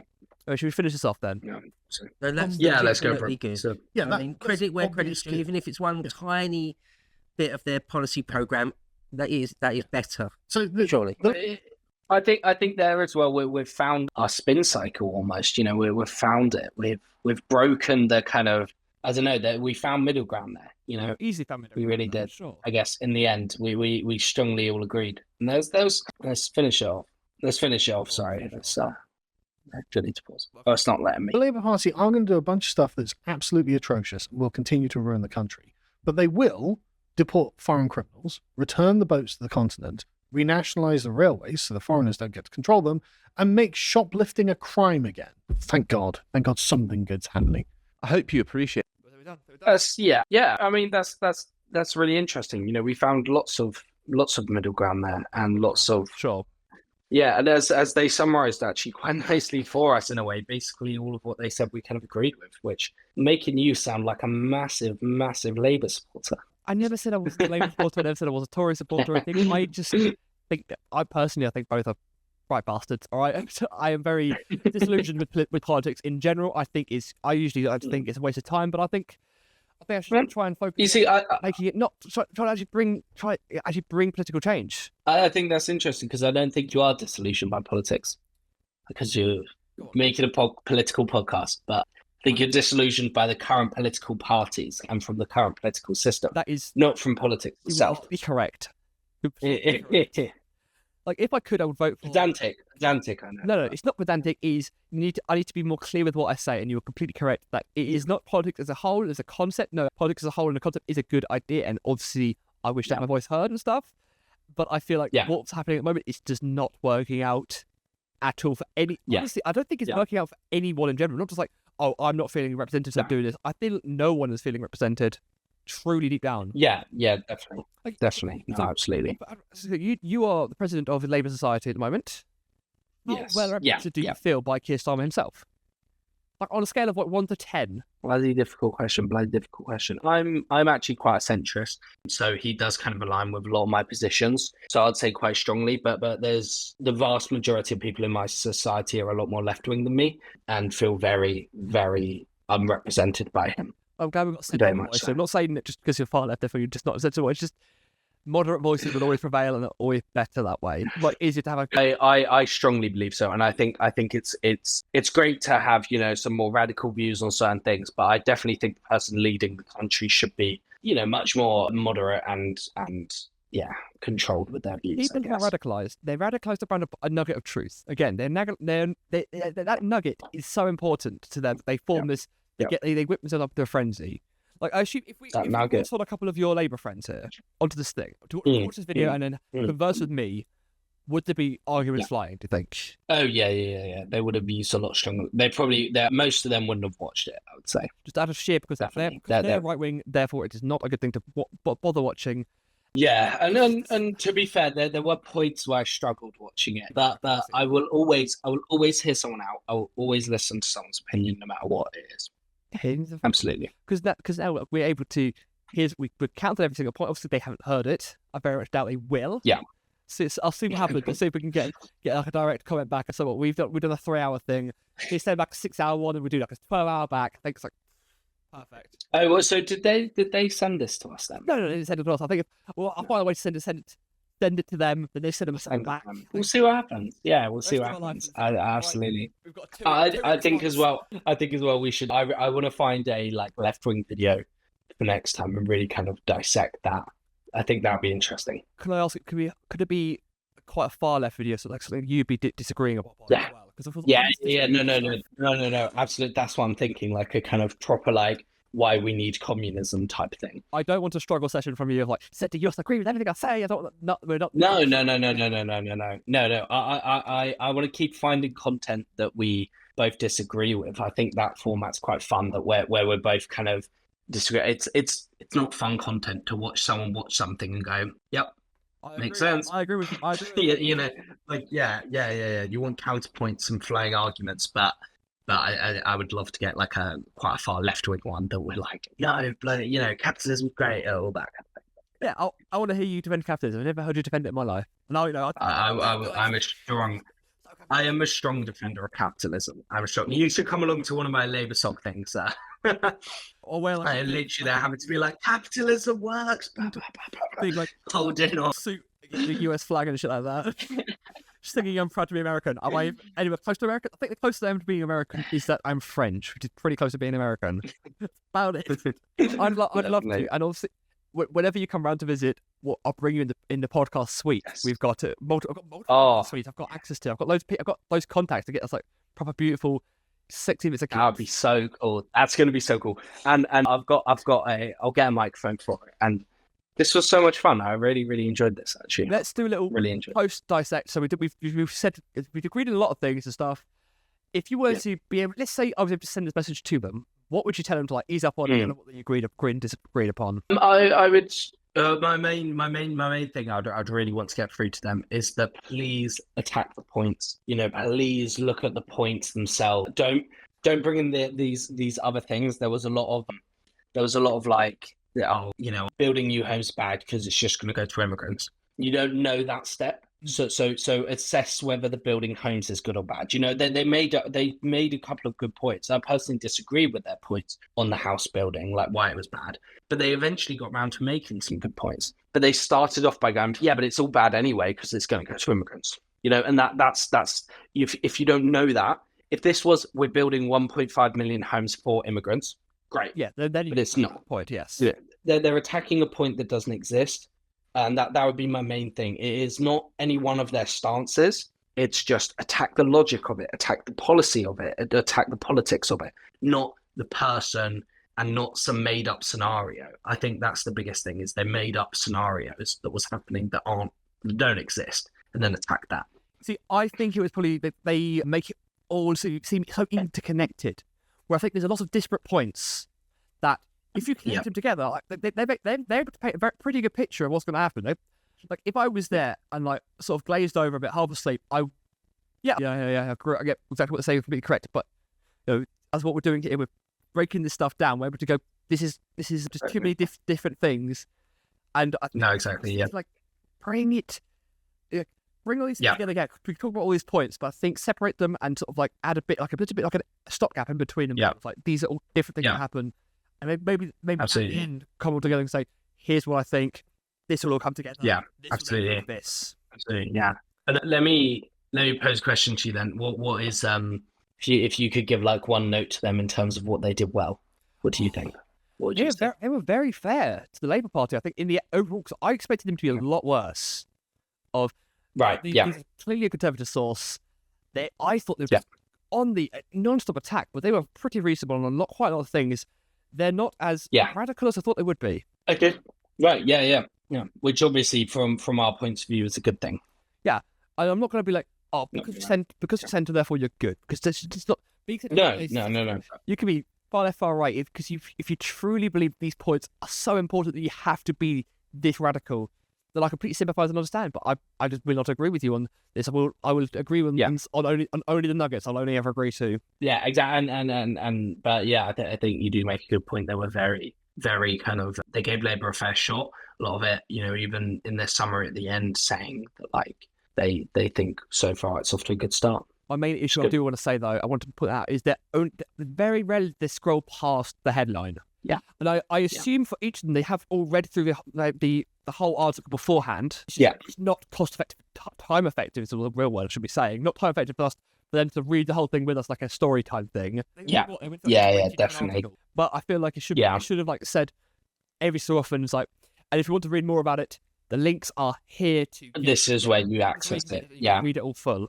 Like the whole thing that they were saying earlier about how Keir Starmer, they made, it was a very simplistic wording. I was like, that is good.